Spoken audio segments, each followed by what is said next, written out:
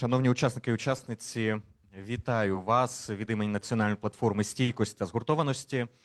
Мене звуть Олег Саакян, я політичний експерт і співзасновник Національної платформи стійкості та згуртованості. Сьогодні тут, в гостинній залі IT-кластеру Закарпаття, ми з вами поговоримо про Закарпаття перед викликами 2026. Як регіону зберегти стійкість та згуртованість.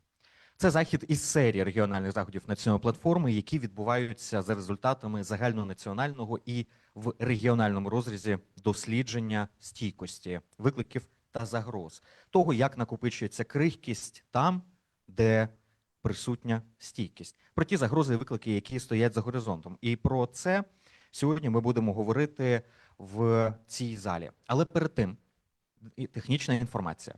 Перш за все, захід організований в рамках проєкту «Підтримка стійкості України та європейської безпеки шляхом діалогу», який реалізується за фінансову підтримку Європейського Союзу спільно з інституційним партнером Українським незалежним центром політичних досліджень, що, власне, видно на банері.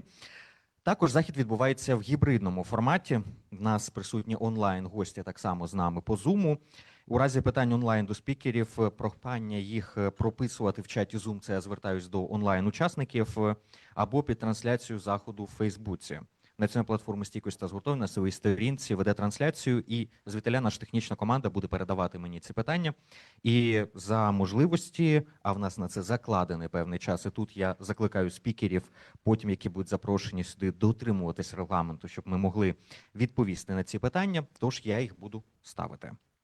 Також закликаю вже більше до учасників тут фізично, що забезпечить синхронний переклад онлайн серед онлайн-слухачів, представників посольств, міжнародних організацій, наразі присутні в онлайн. Тому прохання до спікерів розмовляти у мікрофон. Коли будуть ставитись питання, також із зали, чекати, поки до вас підійду я або хтось з нашої команди з мікрофоном, для того, щоб синхронні перекладачі могли це перекласти, і аудиторія онлайн, відповідно, це почула. Звісно ж, з результатами діяльності НП, як і сьогоднішнього обговорення і матеріалів дослідження, які лежать в основі, ви можете ознайомитись на сторінках Національної платформи стійкої згуртованості, також на другій сторінці нашої програми, яку ви могли отримати на реєстрації. Ви можете знайти QR-код, по якому можете перейти на них. Перед тим, як передати слово для вітання учасникам, до того, як запросити сюди доєднатися для дискусії, я хотів попросити всіх про хвилину мовчання заради тих, хто зробив можливими наше сьогоднішнє обговорення тут. Захисниць, які сьогодні не можуть бути з нами, але можуть говорити нашими голосами.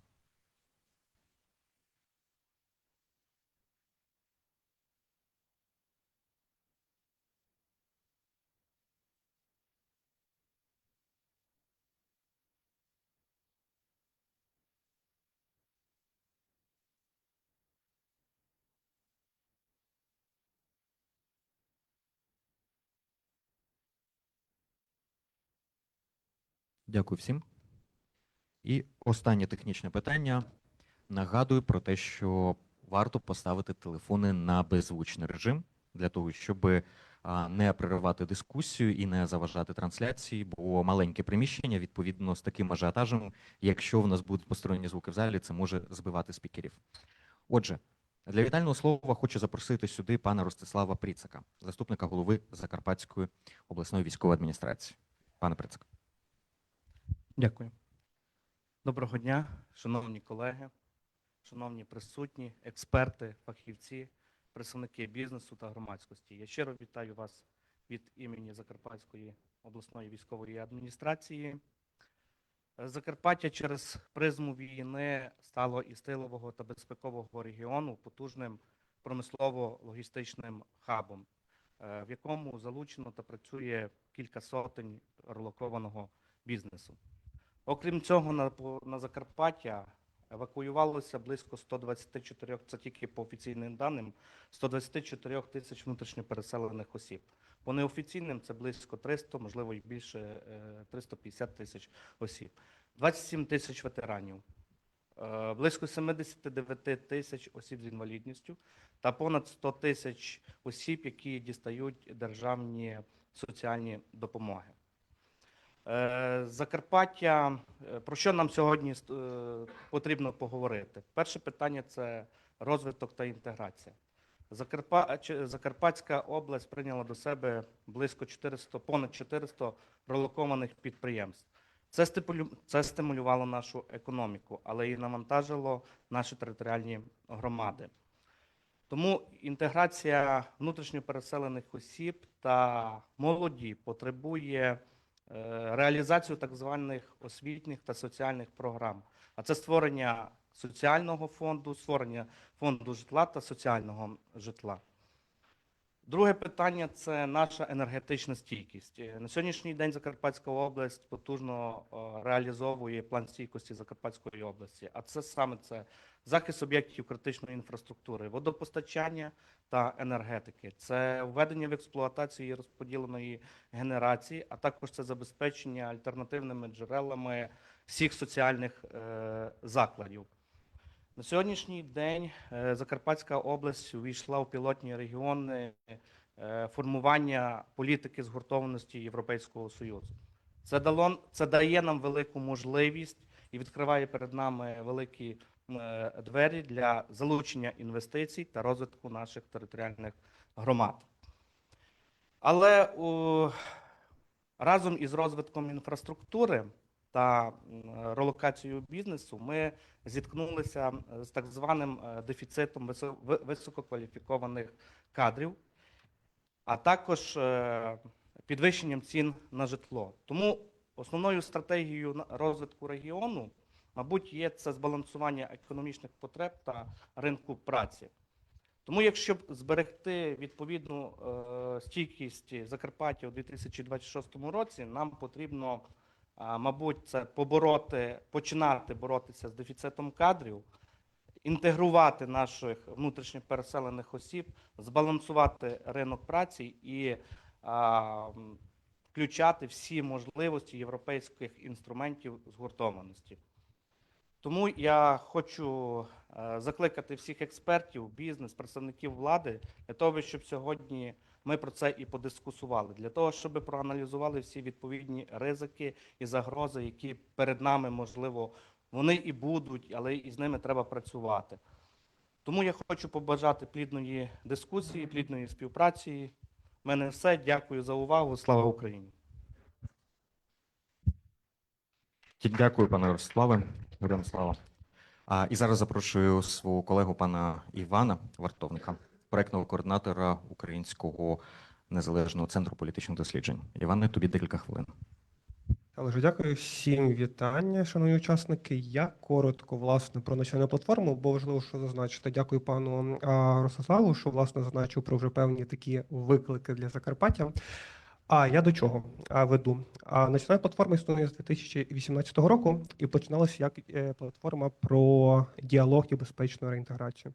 І саме, власне, про діалог сьогодні і буде. Тобто добре проводити дослідження і все інше, проте, якщо це не буде скажімо, доведено до певних дій в міжсекторальному форматі, скоріше за все, що результат буде не дуже. Тому, відповідно, одна з сьогоднішніх таких наших завдань, цілей, щоб, власне, спільно обговорити і напрацювати певні рекомендації, як виклики, певні і ризики для Закарпаття можна подолати.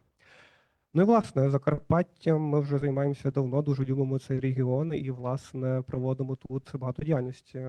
Проводимо регіональний моніторинг, власне, всіх закликаю слідкувати за соцмережами, власне, веб-сайтом нацплатформи. У нас там, власне, збирається інформація про такий суспільно-політичний стан в 12 областях України. І, власне, те, що ми сьогодні будемо представляти, це такі наші магістральні тематики на 26 рік. Це оцінка ризиків, яку, власне, мій колега пан Володимир сьогодні презентує після мене. І, власне, результати локальних діалогів, які ми проводили в Ужгороді. Тому, власне, питання соціальної згуртованості, єдності, вразливих категорій населення будуть також сьогодні підняти. Сподіваюся, що навіть не сподіваюся, впевнений, що буде плідне змістовне обговорення і разом, власне, напрацюємо певні рішення, які підуть на користь, власне, як Закарпаття, так і, думаю, в ширшому міжрегіональному форматі також. Дякую і бажаю нам всім плідної дискусії.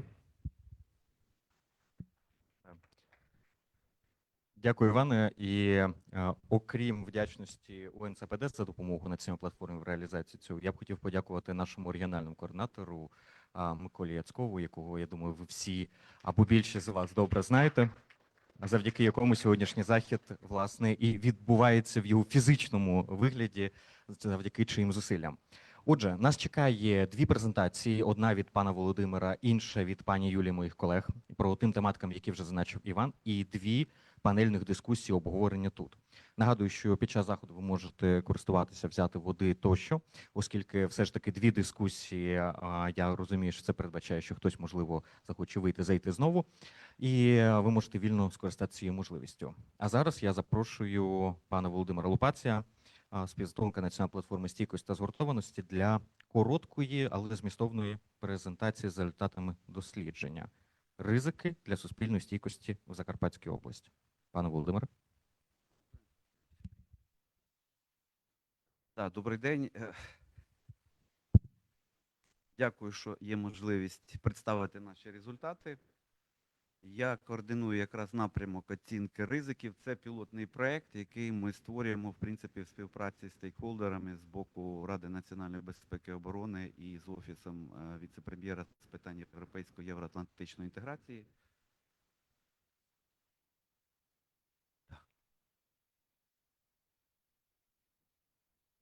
Щось.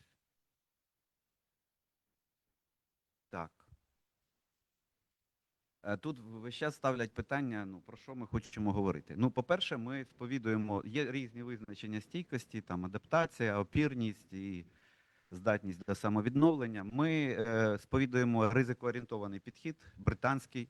Стійкість – це здатність ідентифікувати, управляти ризиками суспільної стійкості. Тому ми хочемо подивитись через цю призму на Закарпаття і запропонувати використовувати цей підхід в державному плануванні, оцінити вразливості, ландшафт, структуру ризиків суспільної стійкості в регіоні, почути інтерпретацію цих ризиків з боку регіональних експертів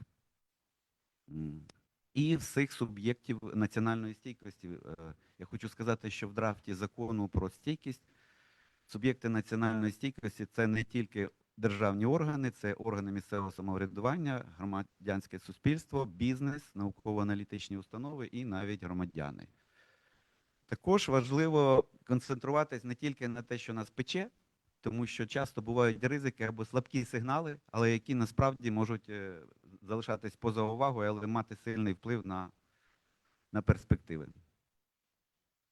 Також оцінити, можливо, каскадний ефект, тому що окремі фахівці, можливо, набагато краще оцінюють ситуацію в своїх галузях, але, як правило, кожен відповідає за свій гудзик, а подивитись, як це працює в синергії, який може бути каскадний ефект.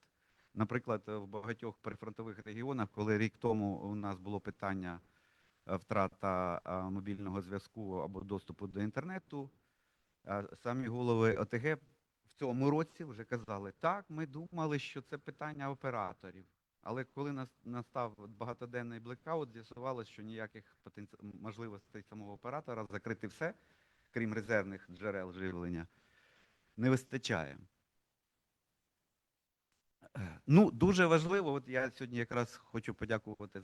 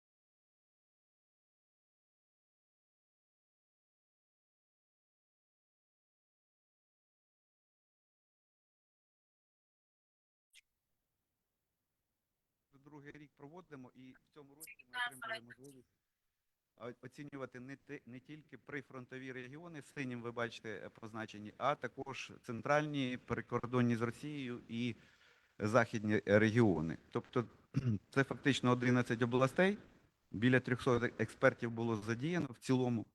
Така достатньо велика машина. І дуже багато ми отримуємо результат. Не тільки кількісну оцінку ми отримуємо коментарі. Це просто там біля 5000, які ми вже вимушені обробляти штучним інтелектом.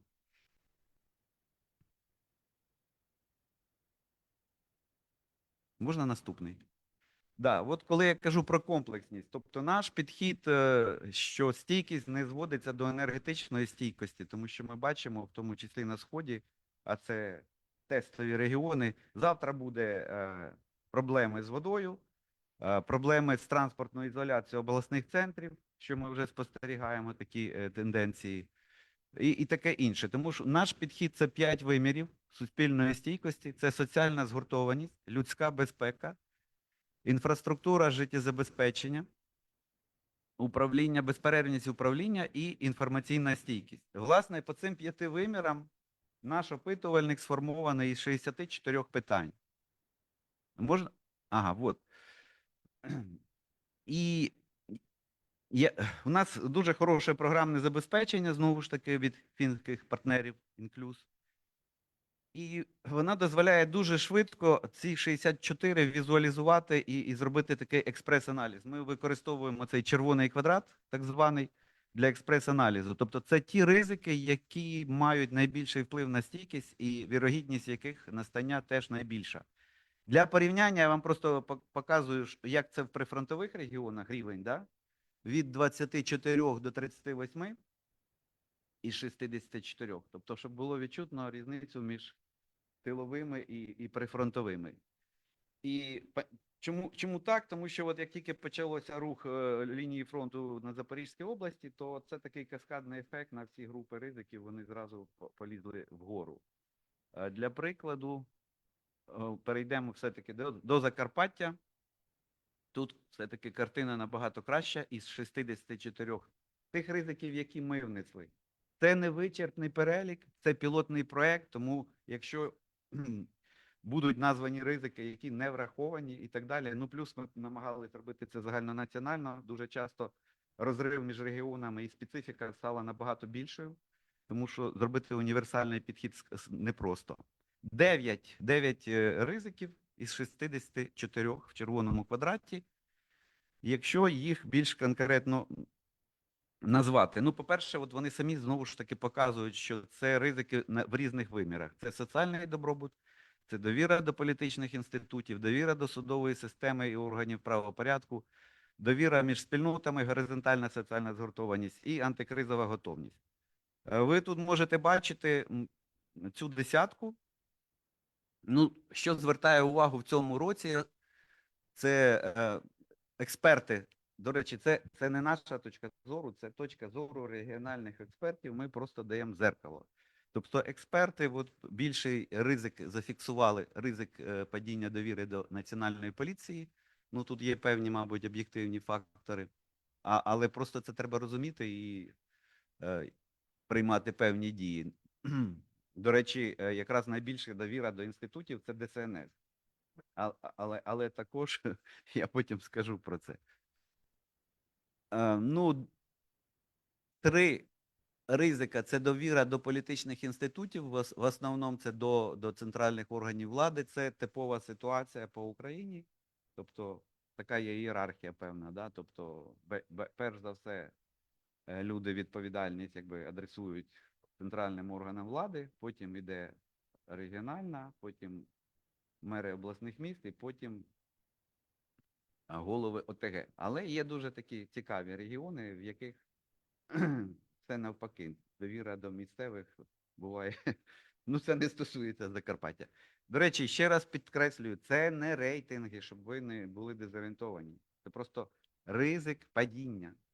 Тобто ми оцінюємо не те, що відбулося. Це ДСНС. ДСНС ліквідує наслідки надзвичайних ситуацій. Ми ставимо питання, що треба діяти проактивно і реагувати на те, що може відбутися, можливо, його якось пом'якшувати і так далі. Ну, також от співпадає думка експертів і державної адміністрації, це ризик зниження горизонтальної соціальної згуртованості внаслідок недовіри між учасниками і неучасниками, між ВПО і громадян, ну, проживаючими в регіоні. Також є такий показник, як невідповідність інфраструктури цивільного захисту реальним викликам і потребам населення. Дуже часто говорять тільки про бомбосховища, ну просто можливо для Закарпаття це менше, але дай Бог, щоб так і було. Справа не тільки в бомбосховищах, а взагалі от в людській безпеці, можливості безпечно дістатися і користуватися цим. Тому що жити в бомбосховищі 24 години на добу, якось це можна зробити 3-5 днів і так далі. І дуже важливий показник, він високий, але знову ж таки, він високий не тільки в Закарпатській області, це, в принципі, загальний наслідок, очевидно, війни, але це той кумулятивний показник, це ризик зростання кількості людей, що перебувають в складних життєвих обставинах.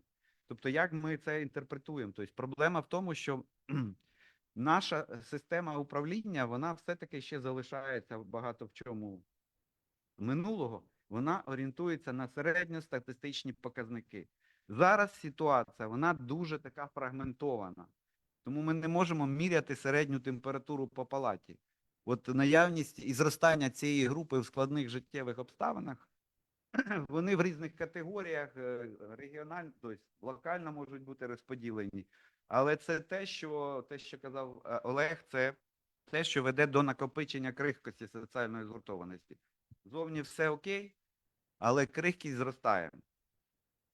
Це у мене велика презентація, я не буду її всю давати, можна буде ознайомитись. В презентації зроблені узагальнення коментарів експертів, це теж дуже може бути корисним для підготовки вже там документів, рекомендацій. І також,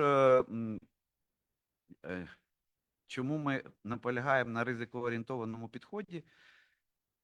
Тому що, ну, навіть за позитивного сценарію, я б сказав так, як уникнути ризиків поствоєнного шоку? Тому що те, що Закарпаття зараз отримало багато бенефітів, да, від релокації і так далі, в умовах зупинки воєнних дій ситуація може дуже сильно змінюватись. І тому треба думати і про це уже, наскільки можна укорінити цей бізнес, цих людей і так далі. Ну і от якщо там робити ще узагальнення різних експертних оцінок, то так чи інакше треба зазначити такі вразливості латентні, хронічні для Закарпатської області. Це ризик формування закритих анклавів з подвійною лояльністю, які можуть дистанціюватись від загальнонаціонального оборонного мовного контексту, може бути використано для блокування євроінтеграції. Це реальна ситуація. Парадокс Тиси, це от так ми забрендували, це перетворення унікального географічного розташування в те, що тут багато може розвиватися тіньової економіки, формує альтернативні центри впливу, підривають легітимність державних інститутів і ТЦК.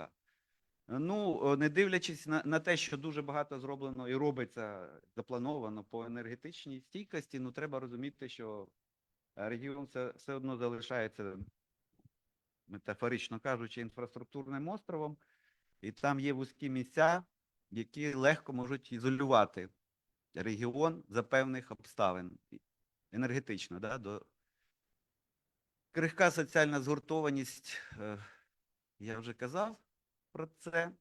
Тут важливо, я ж кажу, тут важливо не кількість програм і заходів, а важливо масштабувати свій досвід, за який дуже часто заплачено кров'ю. Якщо ми не можемо вчитися на власному досвіді, то ніяка євроінтеграція нам не допоможе, умовно кажучи. Розумієте? В першу чергу ми можемо запровадити те, що самі вже відпрацювали. Ну, Мукачівська тиша, так чи інакше ми розуміємо, що є питання, пов'язані з ідентичністю, з гібридною війною і збереженням впливу релігійних центрів, чиї центри знаходяться за межами України.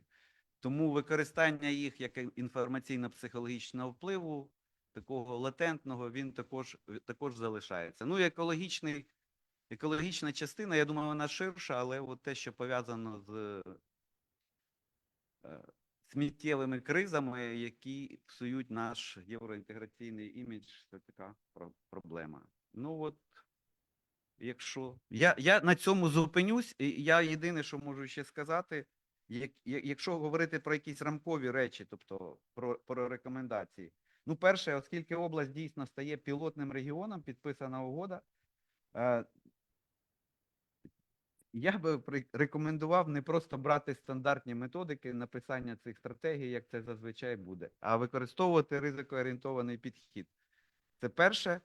В стратегіях розвитку області повинен бути окремий пріоритет – безпека і стійкість. Тому що нам часто кажуть в регіонах, ну, у нас там ці є в заходах, десь там в тій програмі, ще щось. Ну, це просто свідчить, що воно все розмазане, що це не пріоритет, що воно, так сказати, рядове.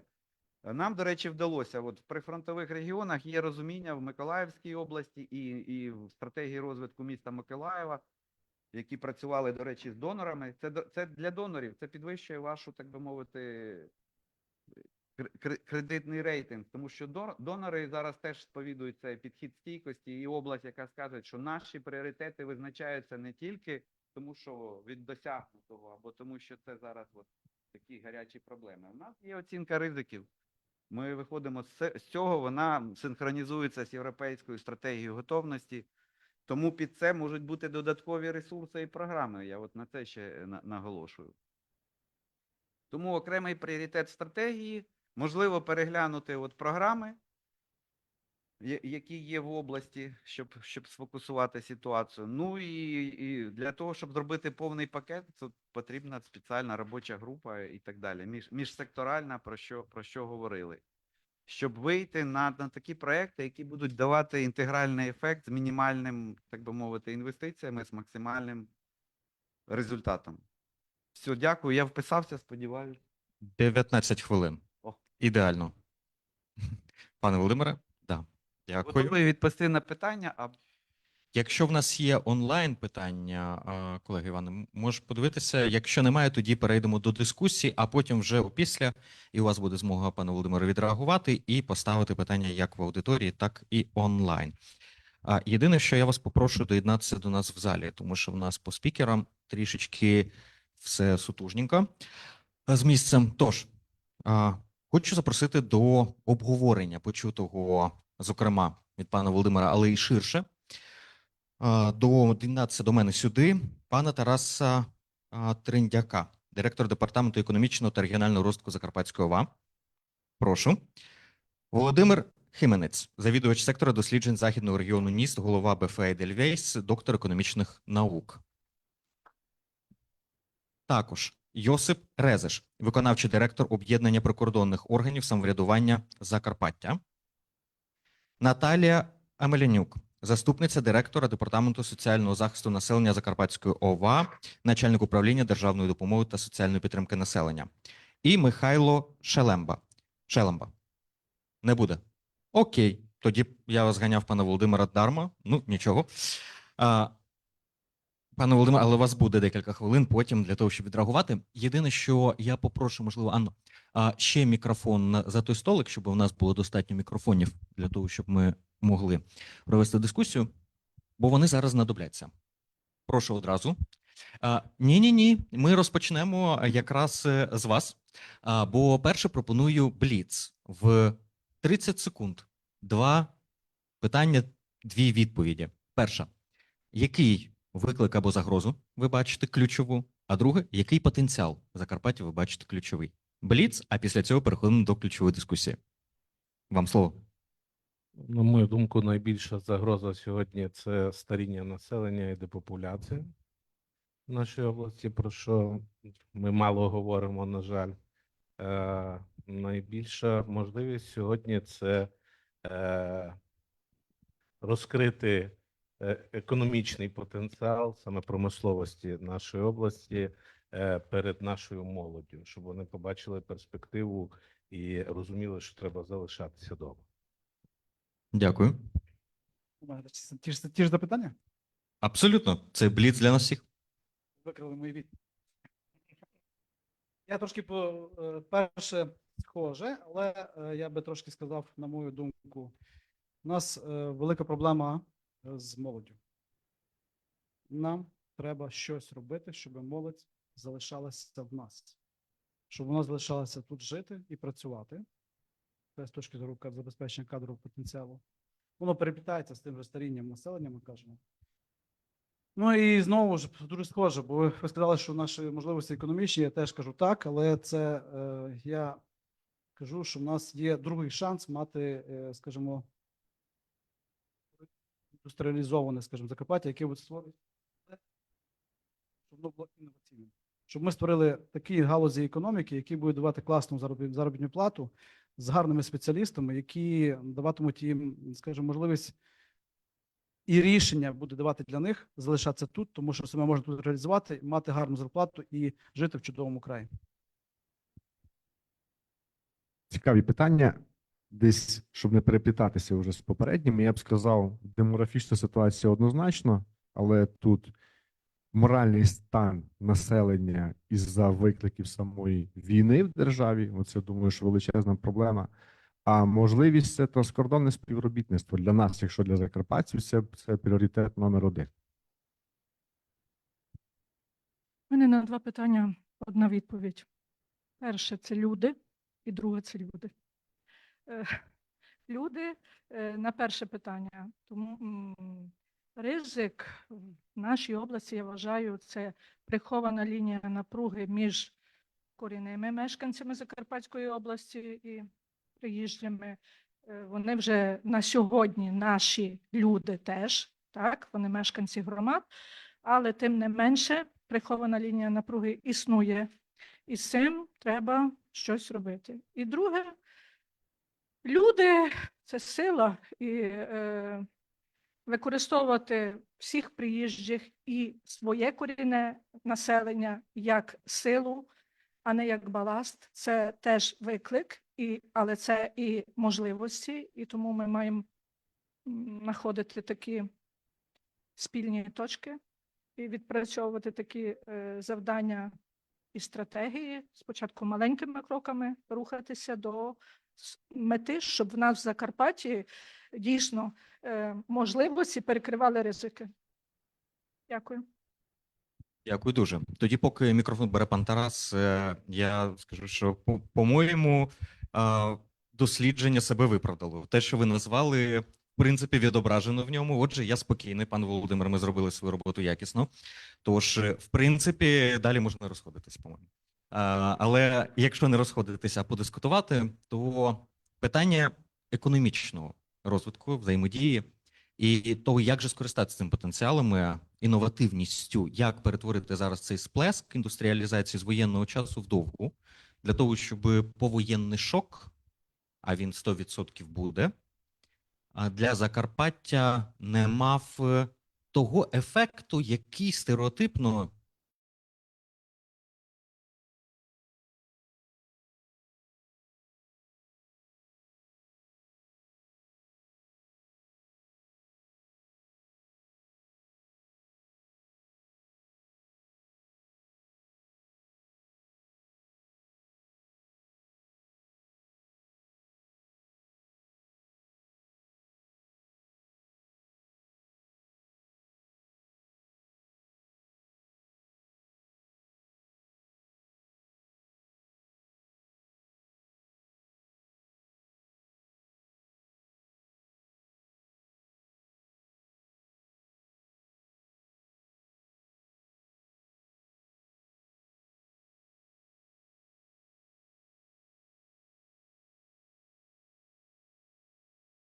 Рівень заробітної плати, вони будуть сьогодні підніматися. Підняття рівень зарплати, звичайно, буде давати можливість кращого проживання і зніматиме той ризик, який ви говорили, там можливе зростання кількості населення, яке має гірші умови проживання. Що потрібно нам, скажімо, з точки зору інноваційності? Тут нам треба дійсно трошки попрацювати. Тому що ми зараз відкрили двері на будь-що, що заходить в Закарпаття, релокація будь-якого там бізнесу і так далі. І деколи ми не дуже маємо можливість обирати, тому що є вимушені умови, скажімо, війни, є і завдання для держави там по певних галузях стратегічних. Але на чому я себе підловлюю особисто, і що би я хотів, і це ми десь реалізували в своїх, скажімо, презентаціях, які ми даємо іноземним інвесторам, українським інвесторам, пріоритетні напрямки. Ми хочемо, щоб в нас з'являлися, скажімо, інноваційні галузі. Для прикладу, скажу найближчий приклад. Ми, як країна, сьогодні в період війни, вважаємо, що найуспішніші по напрямку дронів. Це було вимушено. Нас поставили в умови, коли немає зброї, нам її призупиняють, і нам треба було включати, скажімо, свій інтелект, маючи свої інженерні можливості, ми кожного разу удосконалюємося. Але на одному з заходів я сам себе підловив, що але щось подібне нам треба реалізувати і в інших цивільних напрямках, не обов'язково військових. Нам треба скажімо, той інтелект, який ми маємо, скажімо, десь інженерний, десь економічний, десь реалізувати в новаціях, які будуть не тільки наздоганяти ті здобутки, скажімо, Європи, чи світу, чи Америки, а навіть обганяти. І тільки тоді можна говорити, що ми будемо успішними і будемо на голову вперед. Як приклад, маємо Дію, маємо там сервіс по банках найкращий, але в багатьох інших галузях економіки ми ще відстаємо. І навіть дуже простий приклад. Я вважаю, що галузь легкої промисловості, вона сьогодні має шанси на, скажімо, згортання. Чому? Одна з найнижчих заробітних плат. І коли сьогодні там пропонують швачкам, допустимо, там 15 тисяч гривень, і поряд створюється нове підприємство, яке каже, що ми зразу даємо 30 тисяч гривень, то ти нічим не стримуєш ту людину, ти її кандалами не прив'яжеш до тої швейної машинки. Вона буде перекваліфіковуватися і йти в ту галузь, де буде краще. Але є ще одне але. Щоб та інноваційна галузь запрацювала, нам не вистачає кваліфікованих кадрів. Це те, з чим ми стикнулися, тому що прийшли галузі, які не традиційні для області в економіці, це одне із питань. А друге, що ми хочемо і розвивати ті галузі, які навіть є. Наприклад, з пріоритетних галузей, що ми говорили, ми в своєму проспекті пишемо, це, наприклад, такі технології, як ми маємо сьогодні Jabil Flex. Це виробництво виробів високотехнологічних з використанням електронних плат. Ми бачимо перспективу реплікації таких виробництв у нас в Україні. Зокрема, в Закарпатті. Ми маємо автомобілебудування у вигляді Єврокара, на жаль, це тільки назва залишилася. І якщо на сьогодні на цю площадку чи поруч появляться інші автомобільні виробники, і, зокрема, допустимо, тому же, скажімо, так звані електричних автомобілів, то ми будемо тільки двома руками за, бо ми можемо створити навіть цілісний кластер, про який ми колись мріяли, але не реалізований. Ми сьогодні, скажімо, з точки зору розподіленої генерації дуже багато використовуємо в Закарпатті сонячних електростанцій, споживаємо чужий продукт, Китай зазвичай. І ми дуже були раді, якби щось такого типу виробництва в нас були створені теж в Закарпатті. Це і ті ж сонячні панелі, це і акумуляторні батареї, де зберігається електроенергія. Тому що ми маємо зараз ситуацію, коли ми генеруємо набагато більше в сонячний день, особливо енергії, але не маємо її можливості прийняти. І ми приймаємо рішення, щоб просто зупиняти ці сонячні електростанції в роботі.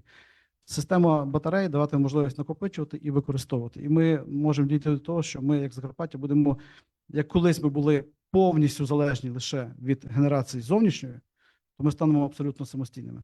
Є проекти по акумуляційних потужностях? Дуже багато. Дуже багато. Прошу? Реалізовуються ми. Так.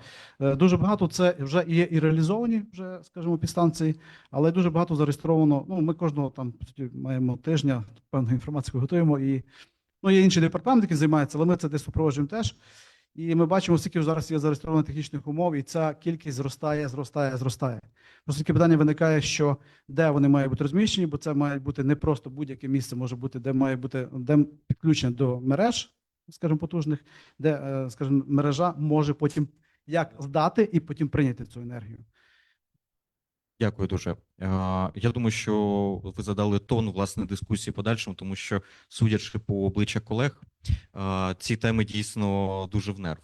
Тож логічно буде запитати пана Володимира, як на рівні регіону ви бачите можливість вихід з цих викликів, і можливо ви додасте інші якісь, які не помічені, тому що я бачу освіта, кадровий голод, досвід війни для провадження інновацій. Як би ви можливо продовжили цей ряд? Ну, якщо на початку я сказав, що старіння населення, саме старіння, то я спробую максимально так простими прикладами довести, що відбувається.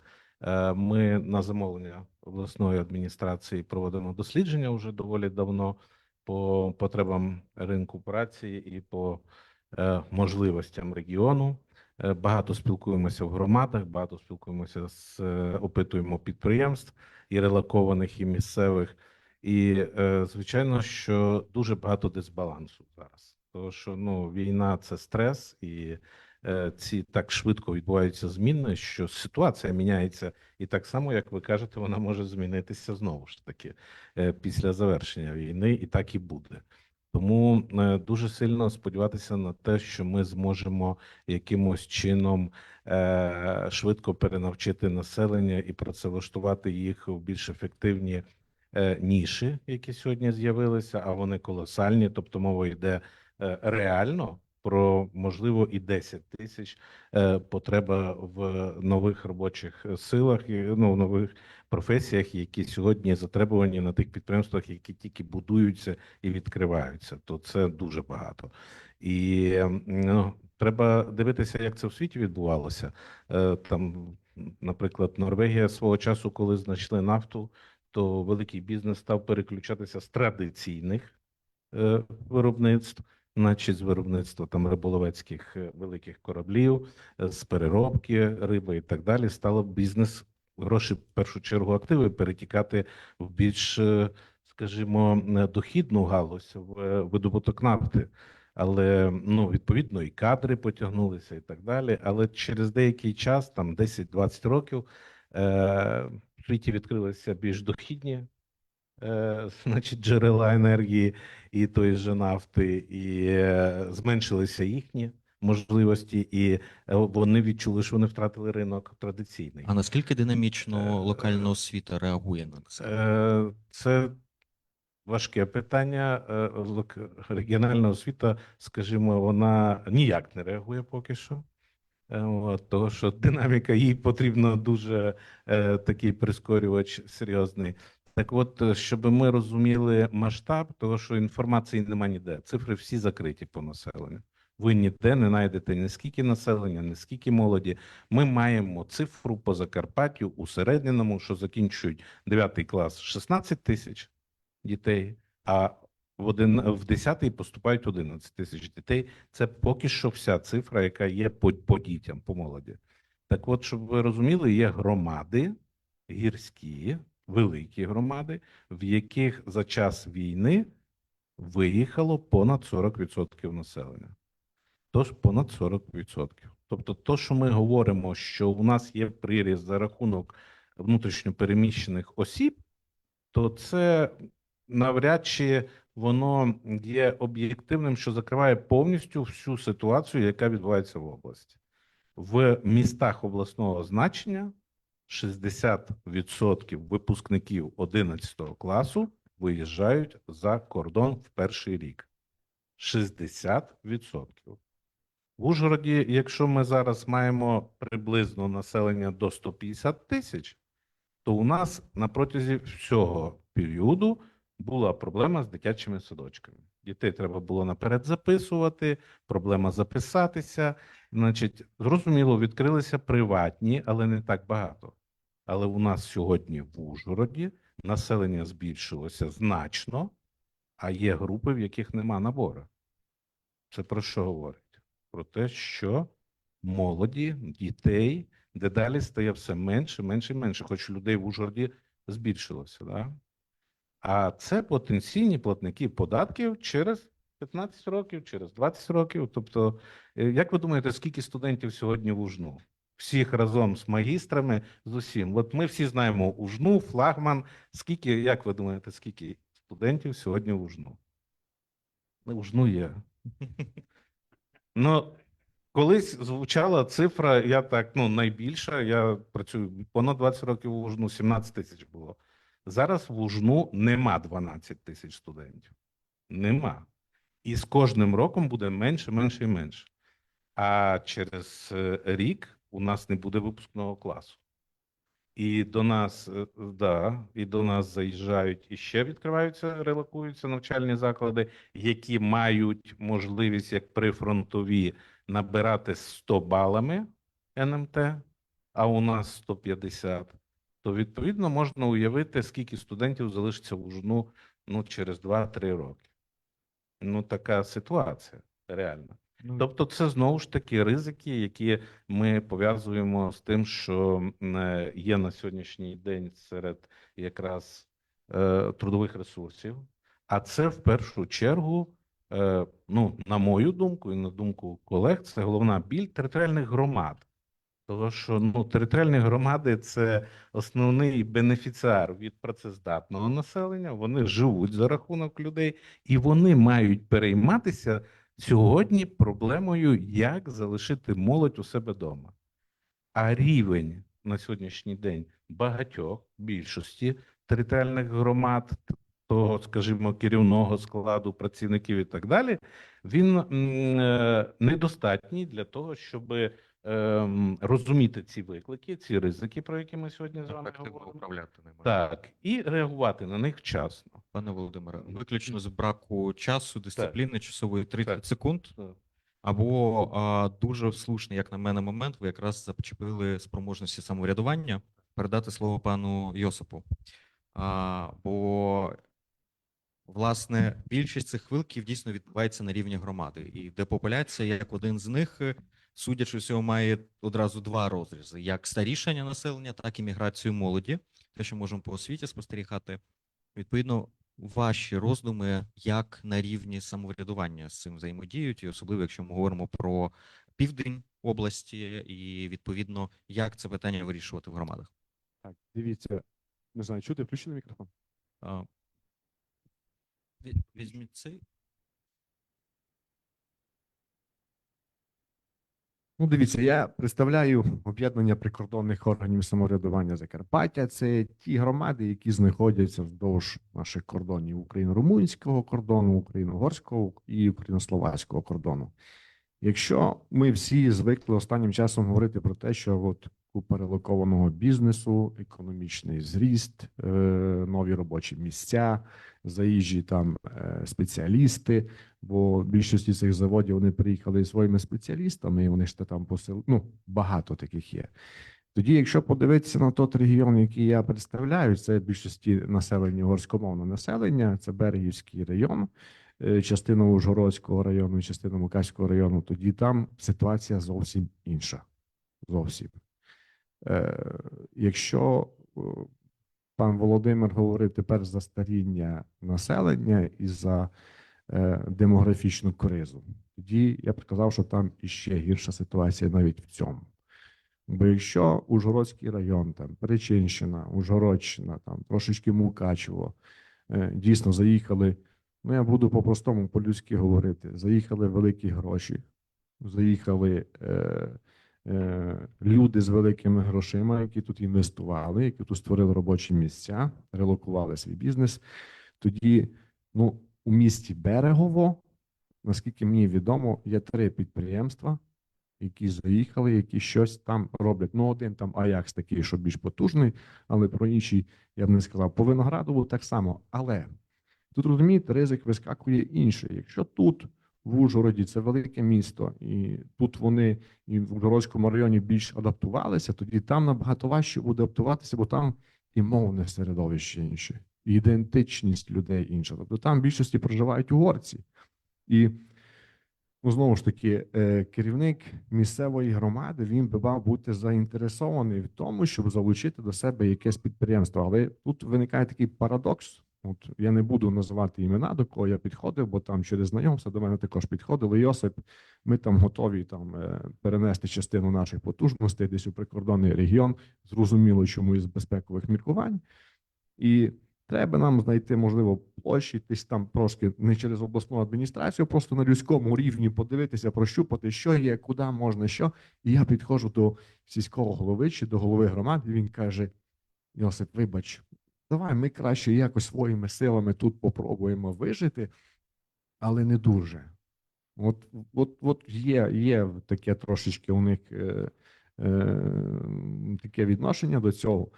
Але ну, вони ж бояться, по-перше, тому що там морськомовне населення, робочої сили немає. Вони кажуть, ну завезуть нам сюди ще 400-500 чи там 15 сімей людей інших. Ну трошки важко буде, і десь ця ідентична закритість, вона існує, вона є.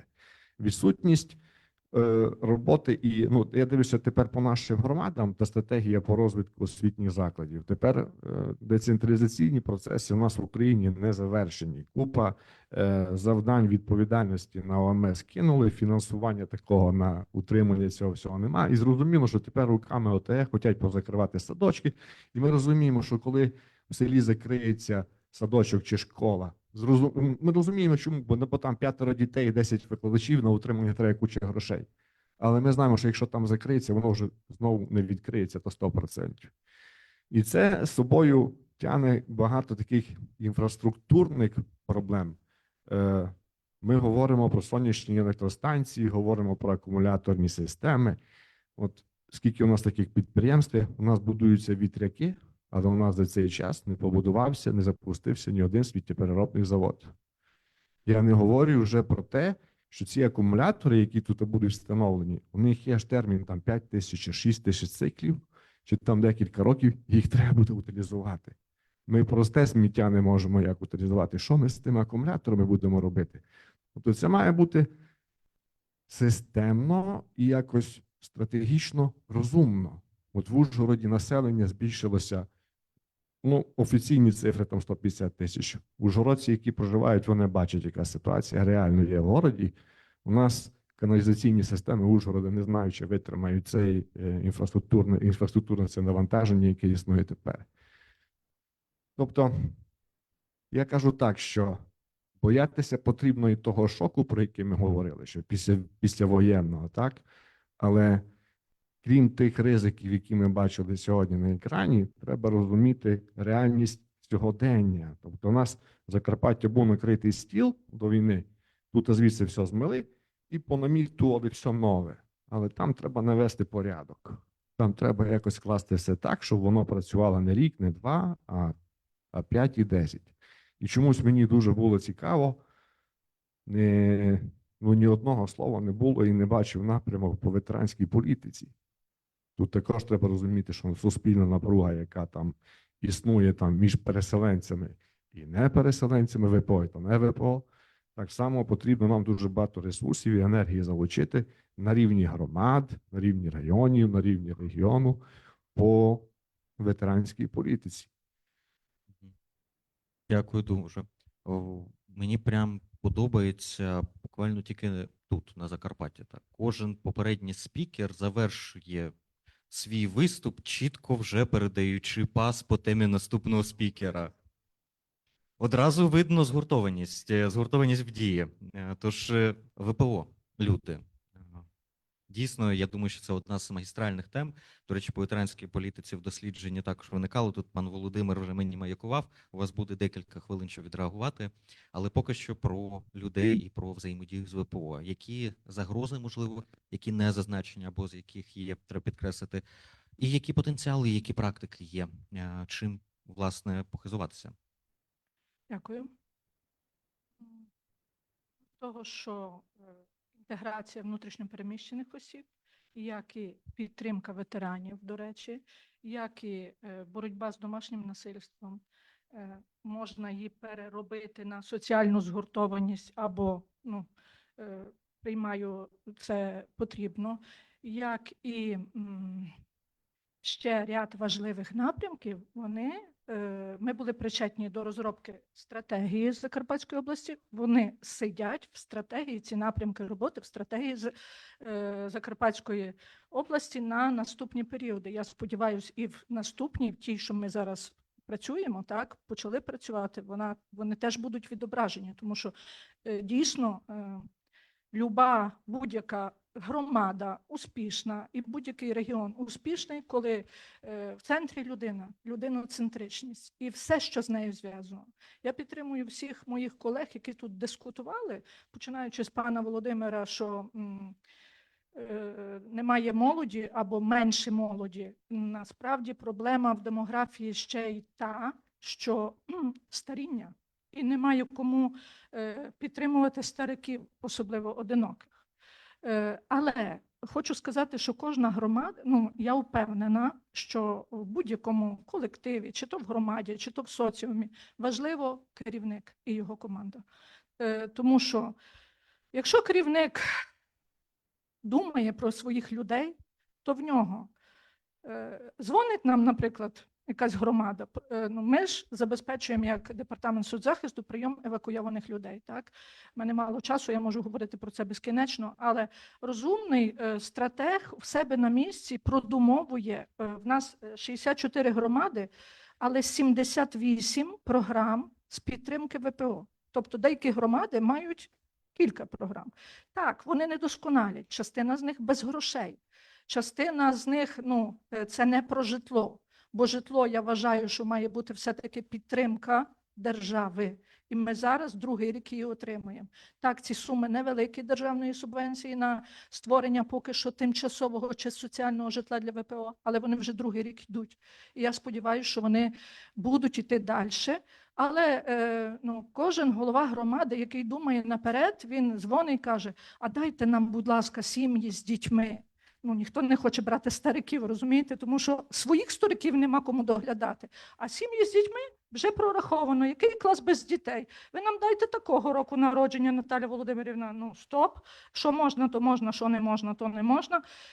Люди з інвалідністю, ветерани, так, вірно. Це той соціум, де свідомий, як я кажу, притомний голова громади має все прораховувати. Для того він має знати свої потреби. Тому там мають бути фахівці соціальної роботи, яких нема. У нас це проблема. Уряд вимушений був підняти зарплату, людей все рівно нема. Тому що їх давно не було, розумієте? Тому що первинно дороги, освіта, економіка – це первинно, але без людей, без їхніх потреб, щоб прорахувати, кому треба догляд, кому треба школа, дитячий садок, кому треба житло, хто на своїх ногах і може орендувати сам, а кому треба соціальне чи тимчасове. Так? Це все має бути зв'язано і прораховано разом з економічними показниками. Тому роботи не початий край, але похвалитися в нас є чим. І от я на своїй роботі, і ми стараємося робити так, щоб кожен кулик своє болото хвалить, знаєте, але я вважаю, що в нас є такі розробки, яких нема в Україні ніде.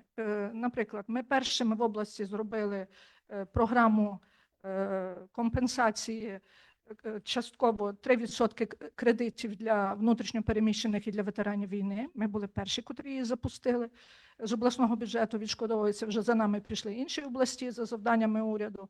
В нас є 105 місць тимчасового проживання, це другий показник після Дніпропетровщини, де проживають внутрішньопереміщені безкоштовно. Це вразливі категорії внутрішньопереміщених, так? І ми про них, ми не просто їх описали, в нас є інформаційний довідник з фотографіями, з контактами. Тобто люба людина, наприклад, з Донецької області, котра виїжджає, вона бачить, куди вона може бути поселена, розумієте? Вона вибирає там, що там такі кімнати, там такий туалет, от я туди поїду, бо інакше ні, з свого дому. В нас є чат-бот, де соціальна підтримка Закарпаття, і ми все це робимо, повірте, не самі, ми самі би не могли зробити, тільки з громадськістю. Рада внутрішньопереміщених осіб, стратегію сьогодні, до речі, пані Анжела прийняли на Раді ВПО, стратегію підтримки внутрішньопереміщених на наступний період. Вона в нас була, і ми її продовжили. Тільки спільно з людьми, з громадськими організаціями, радившись ось так, пропрацювавши ті ризики і завдання, буде результат. Дякую вам. І я пам'ятаю, як рік тому, коли ми були, тут же ж в Ужгороді, правда, в іншому приміщенні. І багато приділилося уваги так само темі ВПО, і вже тоді було чим похизуватися, щоб продемонструвати. І я бачу, який прогрес є на Закарпатті. Тож, звісно, що робота не почати край, але дуже приємно бачити, що одні з лідерів в цьому питанні. Я не доказала, почала говорити за чат-бот. В чат-боті в нас, ну не знаю, чи якась область така має. Якщо ти зайдеш і питаєш чат-бот тебе питає, що тебе цікавить, наприклад, підтримка ВПО, всі контакти всіх соціальних служб в розрізі громад, і не тільки соціальних служб, медицина, культура, освіта, театри. Ми робимо зараз третій випуск самостійно з допомогою департаменту економіки. От нам є така ідея. Третій редагуємо цей інформаційний довідник для ВПО, де є все для ВПО. Все від нормативки до робочих місць в новоприбулих підприємствах. Ми їх хочемо в тому числі запустити для українців за кордоном. І в нас же, в нас працює гаряча лінія, на яку безкінечна кількість дзвінків є, і в нас є вже люди, правда, найвразливіші, повірте, що з-за кордону ніхто не йде успішний, але найвразливіші, особливо люди з інвалідністю, величезна потреба у кімнатах в соціальному житлі, так люди повернуться, якщо там буде пристосовані туалети. Це знову ж про безбар'єрність. І от зараз таку сім'ю з Польщі повертається така сім'я, повертається до нас. Мама з Харківської області, їдуть з Закарпаття, ми їх, мабуть, будемо в Берегово приймати, сподіваємося, ще їх нема, але це не одинична сім'я, розумієте, тому працюємо. Дякую. Дякую вам. І це дуже важливо навіть не тільки з точки зору гуманізму, не тільки з точки зору конкретної родини, але з точки зору прикладу для інших, і того, що люди таким чином отримують розуміння, що за них є кому попіклуватися, і якщо вони опиняться на місці подібному, їх ніхто не кине в біді. Це якраз одне з того, що вчимося, зокрема, і у фронту, вчимося не тільки інноваціям військовим, але й це підсвічує якраз потребу взаємопідтримки і згуртованості в подібних питаннях.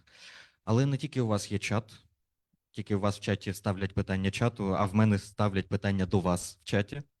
Тож перед тим, як перейдемо до ремарки, є одне питання і одна заява, фактично просто ремарка з чату. Пані Наталя Волошин пише: підтримую пана Триндяка. Для розумного розвитку має бути бачення і стратегії. Це стосується не тільки нашої області, а країни загалом. Який сенс вивати високогір'я вітряками, коли для цього є більш сприятливі території, а саме високогір'я є унікальною природою, екологічна, кліматична цінність нашої держави. Ну, екологія одне з питань, це завжди, яке на порядку денному, дуже недооцінений на Закарпатті. Про це багато хто знає не понаслишці. Питання від Дзвінки Біланов. Чи може Закарпаття виробити спільне бачення розвитку відновлювальної енергетики, яке враховуватиме як потреби енергетичної безпеки, так і збереження природної та туристичної цінності Карпат? В нас є буквально по 30 секунд на кожного зі спікерів, тому я пропоную або обрати, хто хоче відповісти на це питання, або включити це просто в свої 30 секунд. Тож. Безперечно, що потрібно нам не тільки стратегію розвитку, от ми якраз підходимо до нового програмного періоду писати. Ми з колегами на минулій нашій завершальній тоді нараді дійшли до того з експертами, що нам потрібно окремо для області писати стратегію енергонезалежності. Ми просто, ми всі, не будемо розділяти. Ми не розуміємо, що не вдумуємося над тим, що чому джерела є альтернативні. Тому що одні джерела мають замінити інші. Тобто ми маємо уйти від тих викопувальних надр для того, щоб перейти до альтернативних. І, звичайно, що в цьому є межа того, що тут відбувається постійний конфлікт між бізнесом, якому закон гарантує надприбутки в певних видах альтернативної енергетичної діяльності для стимуляції, і тут є три учасника. Тут є природа, є населення і є бізнес. Так от, за природу вона сама за себе не постоїть. За нею стоять наші громадські активісти. І треба до них ставитися не як до якихось, значить, людей, які хочуть нашкодити. Це якраз баланс сил відбувається. Це дуже добре, що громадськість ці питання піднімає, і бізнес буде відстоювати своє. Але якщо йти по тій схемі, що ну бізнес він же ж має отримувати прибутки, тоді би він за цією логікою міг би вітряки тут нам сяде наставити. От тому треба мати стратегію, чітке планування, потреби знати регіону, які можливості, які альтернативи є. Ну це ж все треба досліджувати, і це має бути окремий програмний документ для регіону, який має регулювати ці всі речі. А влада вона має якраз між цим всім, значить, збалансовувати бажання бізнесу Виступати арбітром і якраз, задавати да, лідерство. і навпаки залучати громадськість для прийняття стратегічних рішень. Дякую дуже. І пропоную по 30 секунд кожному. Так само, чи взагалі просто які це. Взагалі, ви можете використати їх для відповідь на питання або для Я рефлексії. можу доповнити того, що не сказав, бо так от згадую, що я виступав, що розказував. Ми говорили про освіту, і трошки хочу два слова сказати про те, що в нас в освіті ми бачимо трикутник, який пробуємо реалізовувати. Це, ми кажемо, влада, освіта і бізнес. Тобто це загальний лозунг, що ми маємо разом спрацювати таким чином, щоб сформувати такий освітній процес, який був би саме під потреби бізнесу. Це ключове. Це і професійно-технічну освіту стосується, це і вищих навчальних закладів. Але є ще одна штука. Нещодавно теж був запрошений університет, і там був трикутник дещо інший. Наука, бізнес і влада. Ну, теж трикутник, тільки замість освіти наука, трошки вищий рівень. І я там сам себе спіймав, що тут якраз та річ, яку я говорив про інноваційність. У нас сьогодні треба ту науку, яка сьогодні дійсно розвивається, правильно використовувати. Щоб вона отримала завдання від бізнесу, куди потрібно рухатися, що треба розробляти, щоб бізнес міг надіятись на цю науку, що може дати технічне завдання і отримати результат, і його ефективно використовувати. Бо насправді, коли мені задали питання, а які існують перепони в цьому трикутнику? Ну, і мені здалося сказати, що, на мою думку, їх просто немає. Але немає простої комунікації. Нема цілісного цього трикутника. Кожен сам, що він живе.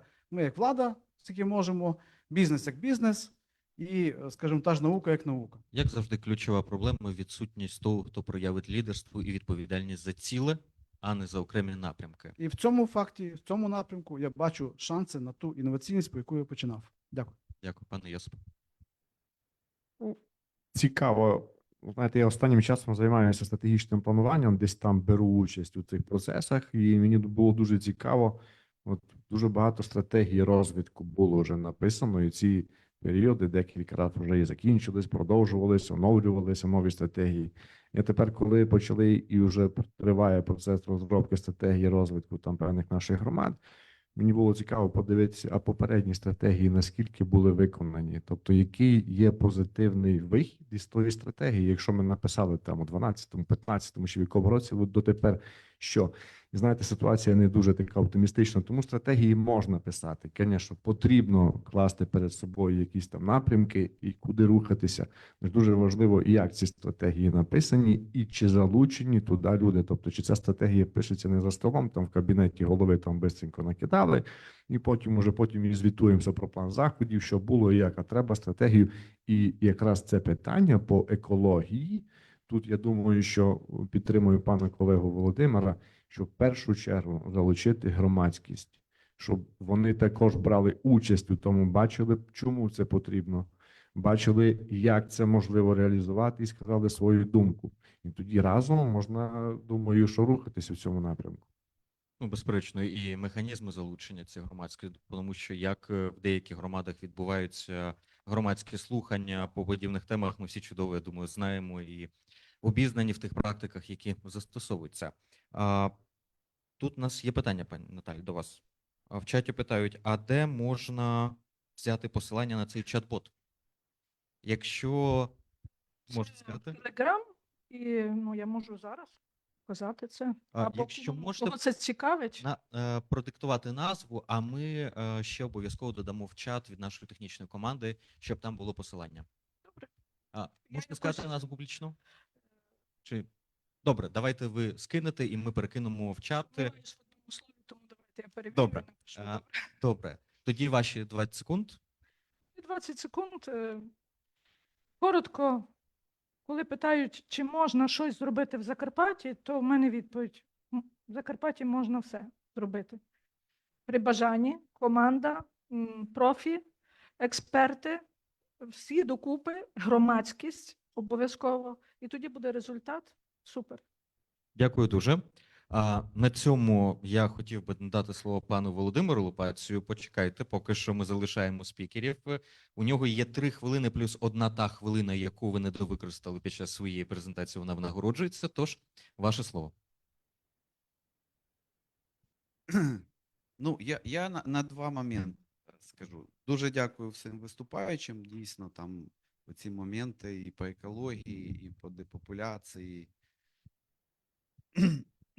Ну, наша оцінка, і не по Закарпаттю, а взагалі, в нас же просто більше трошки такий досвід. Тобто ключовий інструмент – це от залучення, співпраця і довіра. Те, що називали. От всі успішні проекти, вони зроблені, коли є на стику. Ніколи сама держава не може щось зробити. Тобто, але з іншого боку, якщо буде чистий анархізм, це теж якби не те, тому що треба все одно якась підтримка, нормування і так далі. І зараз, умовно кажучи, в умовах воєнного стану багато що не працює, там виборів немає і так далі. Ну є інструменти, те, що називаються партисипативною демократією, але це такі матюки, знаєте. Але я наполягаю, от, залучення, співпраця і довіра для громад, от якщо брати, ну є інструмент, який інноваційний, працює тільки в одній області України.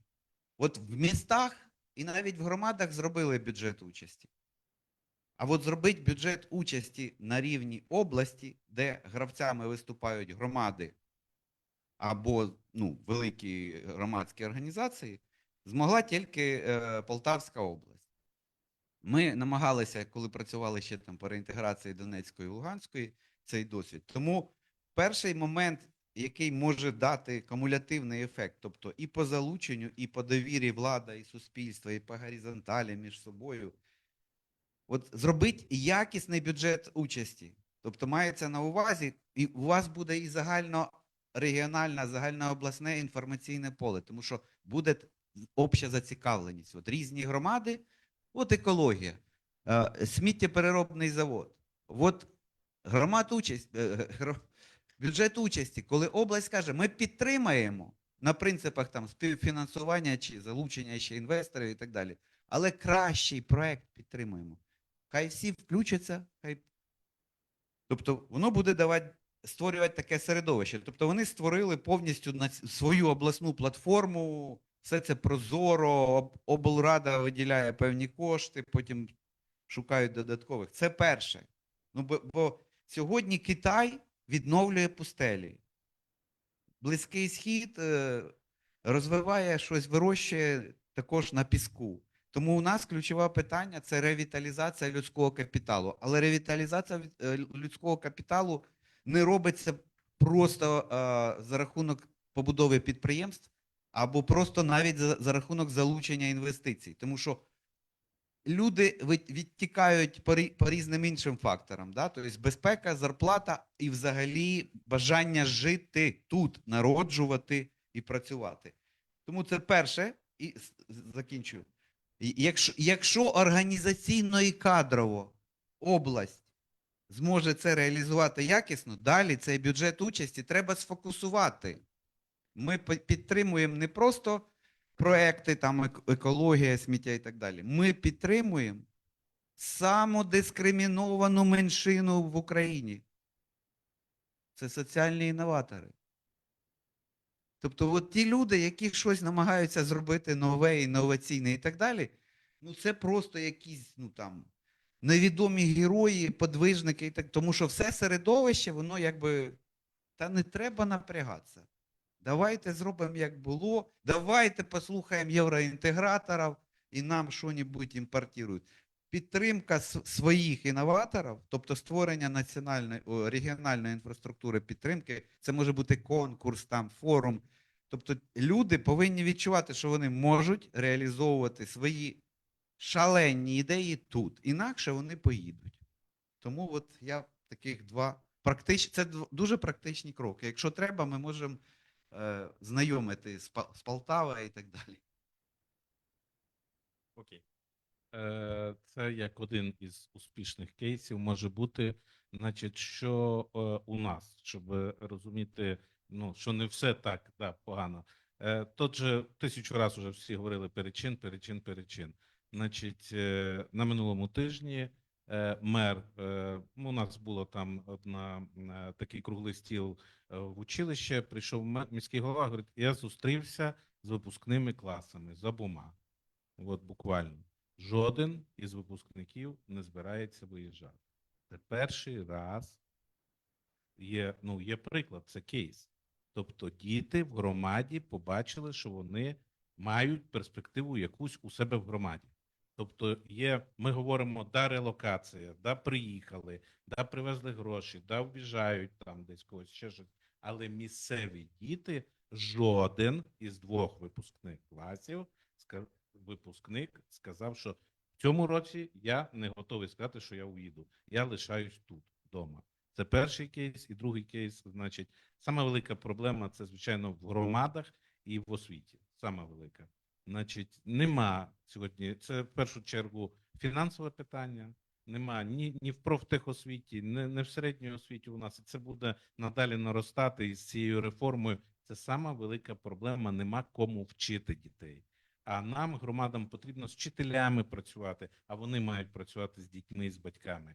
І отут вся сама наша проблема реально, що є. Так от, Холмок громада вже 3-й рік, вже 50 вчителів, було 15, потім більше і більше, отримують доплату від влади місцевої, від громади 50 тисяч на рік одноразово. 50 молодих фахівців, які погодилися приїхати. Це велика громада, там багато шкіл, значить, які приїхали в цю громаду, вони на сьогоднішній день, вже 3-й рік подряд, отримують. І це стимул. Холмок – це недалеко від міста Ужгорода, вона багата громада, але тим не менше.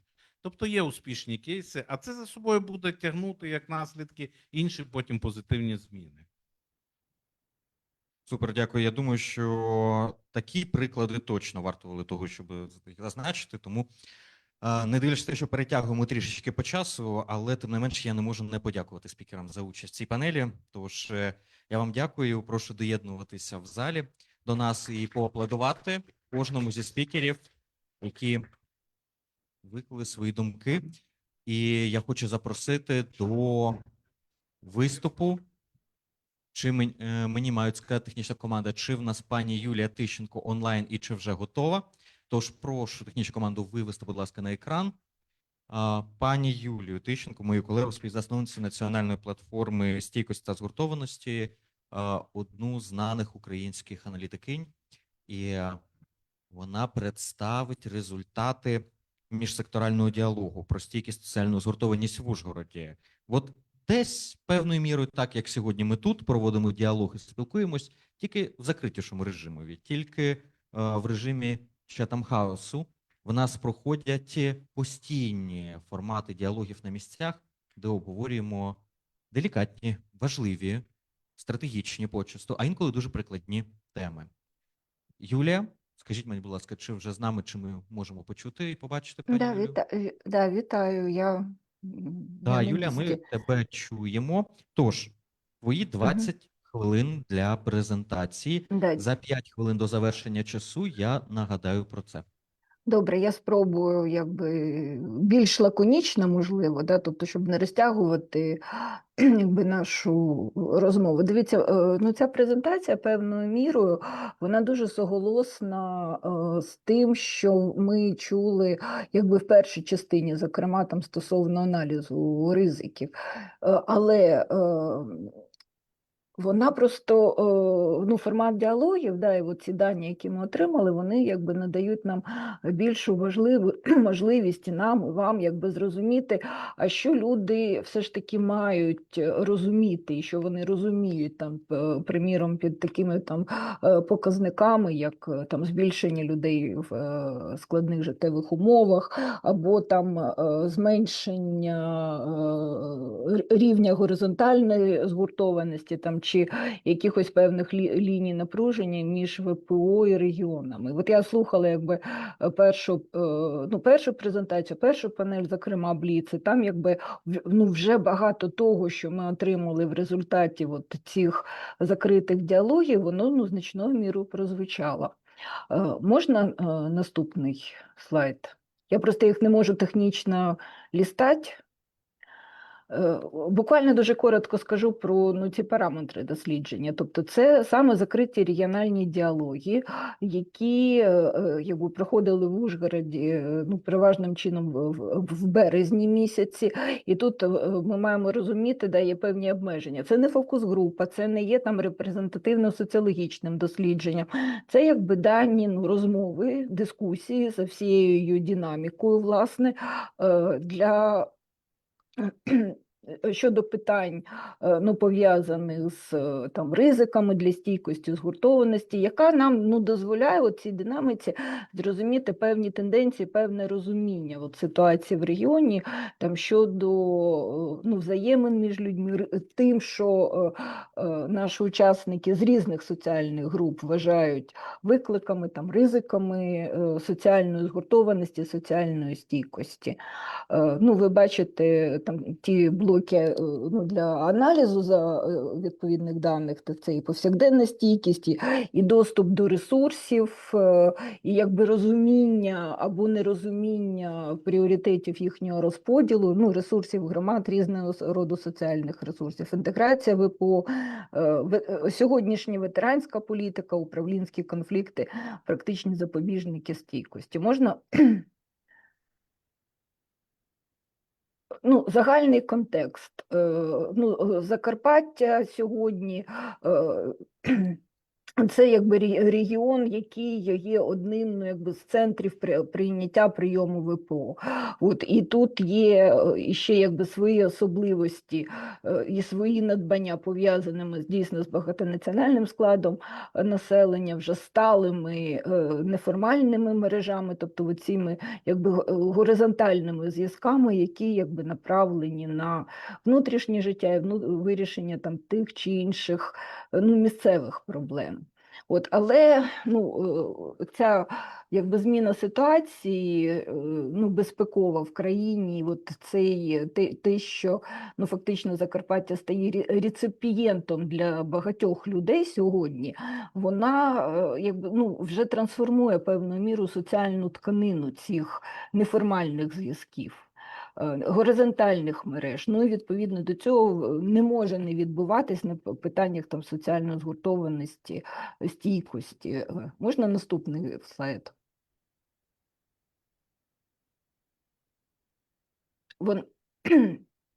Дивіться, ми такого роду діалоги проводимо не тільки на Закарпатті, а якби в різних українських регіонах, на різні теми, але вони всі суголосні з питаннями якби викликів соціальної згуртованості. І це одна з ілюстрацій такого порівняння, власне, того, який провідний контекст щодо тиску на стійкість якби в різних громадах, в різних регіонах.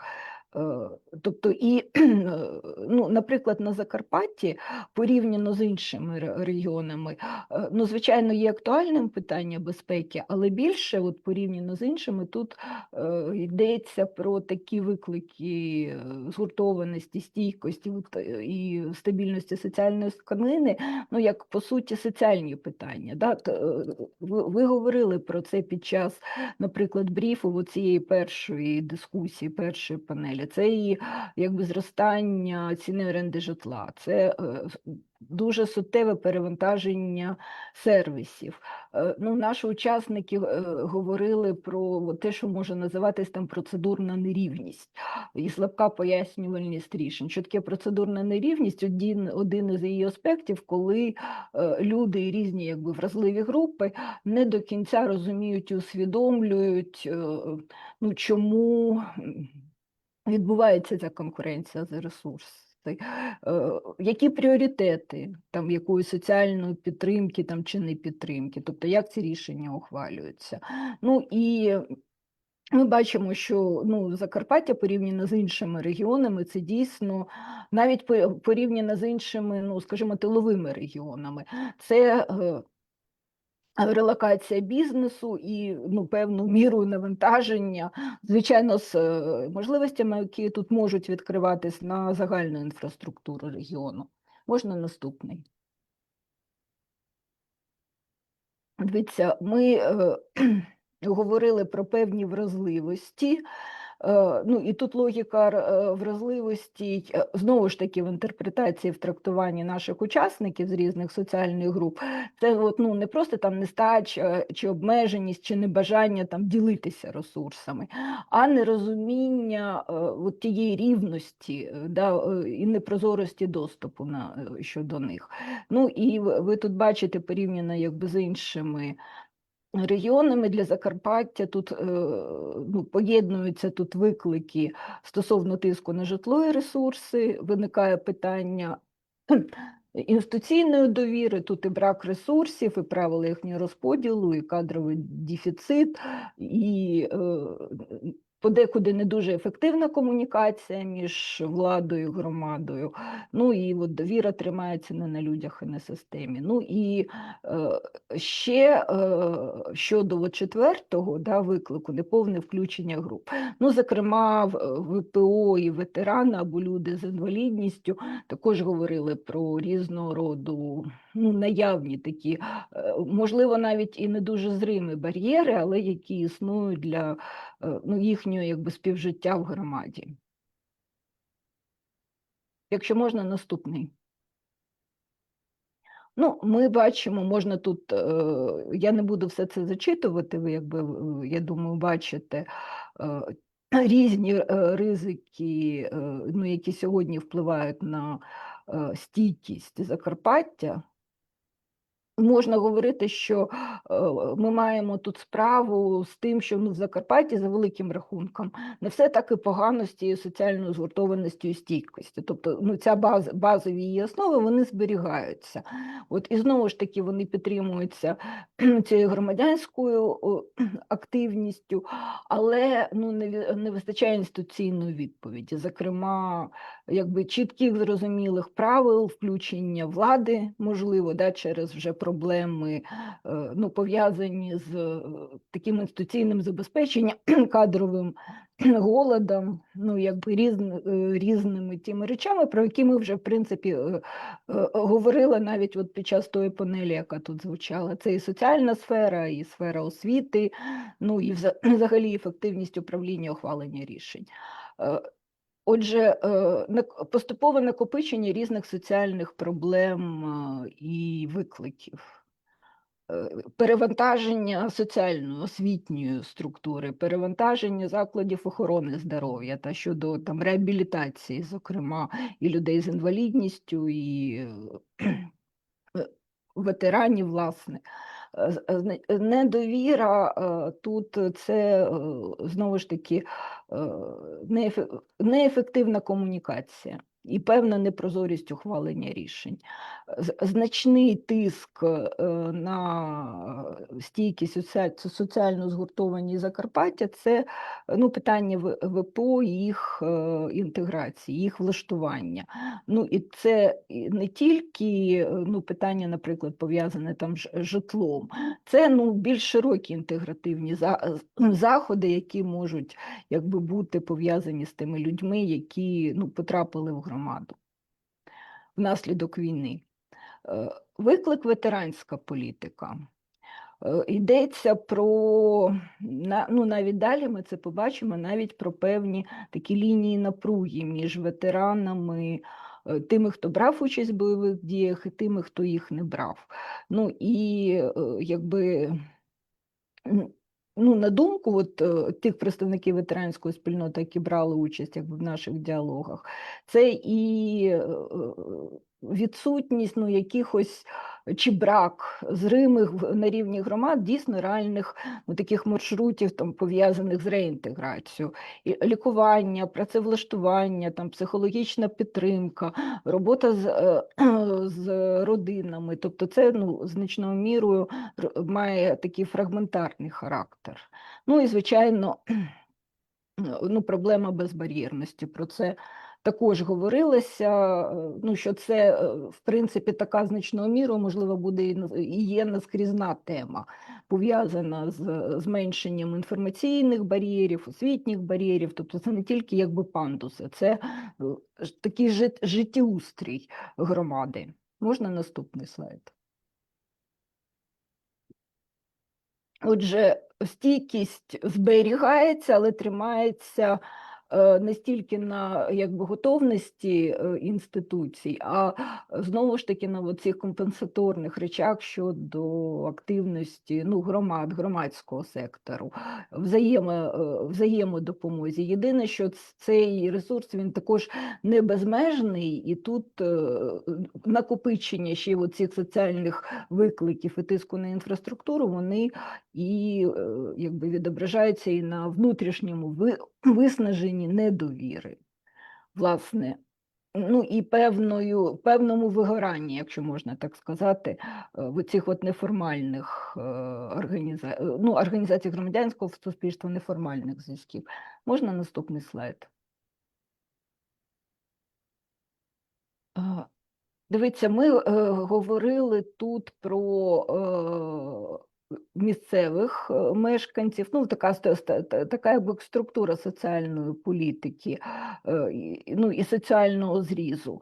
І тут можна зосередитись і на основних проблемах, і тих висновках, як це впливає на соціальну стійкість громад. Отже, ви можете більш детально це прочитати, але взагалом оця конкуренція за різні ресурси, і інституційні, і буквально фізичні, яка і до того, за великим рахунком, була в Закарпатті, зараз вона змінює свій характер. Тобто, з одного боку, більша потреба в них, при цьому інституційних відповідей для цих зростаючих потреб недостатньо. Можна наступний слайд? Отже, для регіону, для Закарпаття, як сьогодні вказували наші учасники, що підтримує, а що послаблює. Наприклад, підтримує різні соціальні інституції, громадянське суспільство, самоорганізація. Послаблюють, звичайно, соціальні виклики, пов'язані з інфраструктурою, освітньою і інфраструктурою для проживання, оціми вигоранням активістів, питаннями слабкої чи недостатньої комунікації, закритістю, сегментацією груп. І це впливає на цю витривалість і надає ту крихкість, яка звучала, опис якої звучав у нас же сьогодні. Щодо безпеки, відчуття безпеки тут на Закарпатті, воно значною мірою вище, ніж в прифронтових регіонах чи в інших регіонах, в силу таких безпекових військових причин. Але є відчуття такої соціальної небезпеки. Чому? Тому що немає впевненості в доступі до різних соціальних ресурсів. Це загальне відчуття невизначення, спричинене війною, воно, звичайно ж, характерне для Закарпаття. Дивіться, у нас, знову ж таки, для різних місцевих груп, що тримає, що послаблює стійкість. Наприклад, для людей з інвалідністю це непристосованість середовищ, транспорт, відсутність і реальної безбар'єрності, і реальної включеності в якісь соціальні процеси. Ну, ветеранське середовище, ну, до речі, от для мене було неочікувано, але про це говорилось дуже гостро. Да? Тобто, знову ж таки, недостатність, неготовність до реінтеграції. Ну і певні непорозуміння, скажімо так, в громаді, коли люди ну, вже повертаються для того, щоб їх ну, якби зрозуміти і певною мірою ну, от зробити ці адекватні соціальні маршрути для цієї реінтеграції. Можна Юлія, 5 наступний хвилин. давайте тоді можна наступні слайди зараз. Давайте от на цьому якби зупинимось.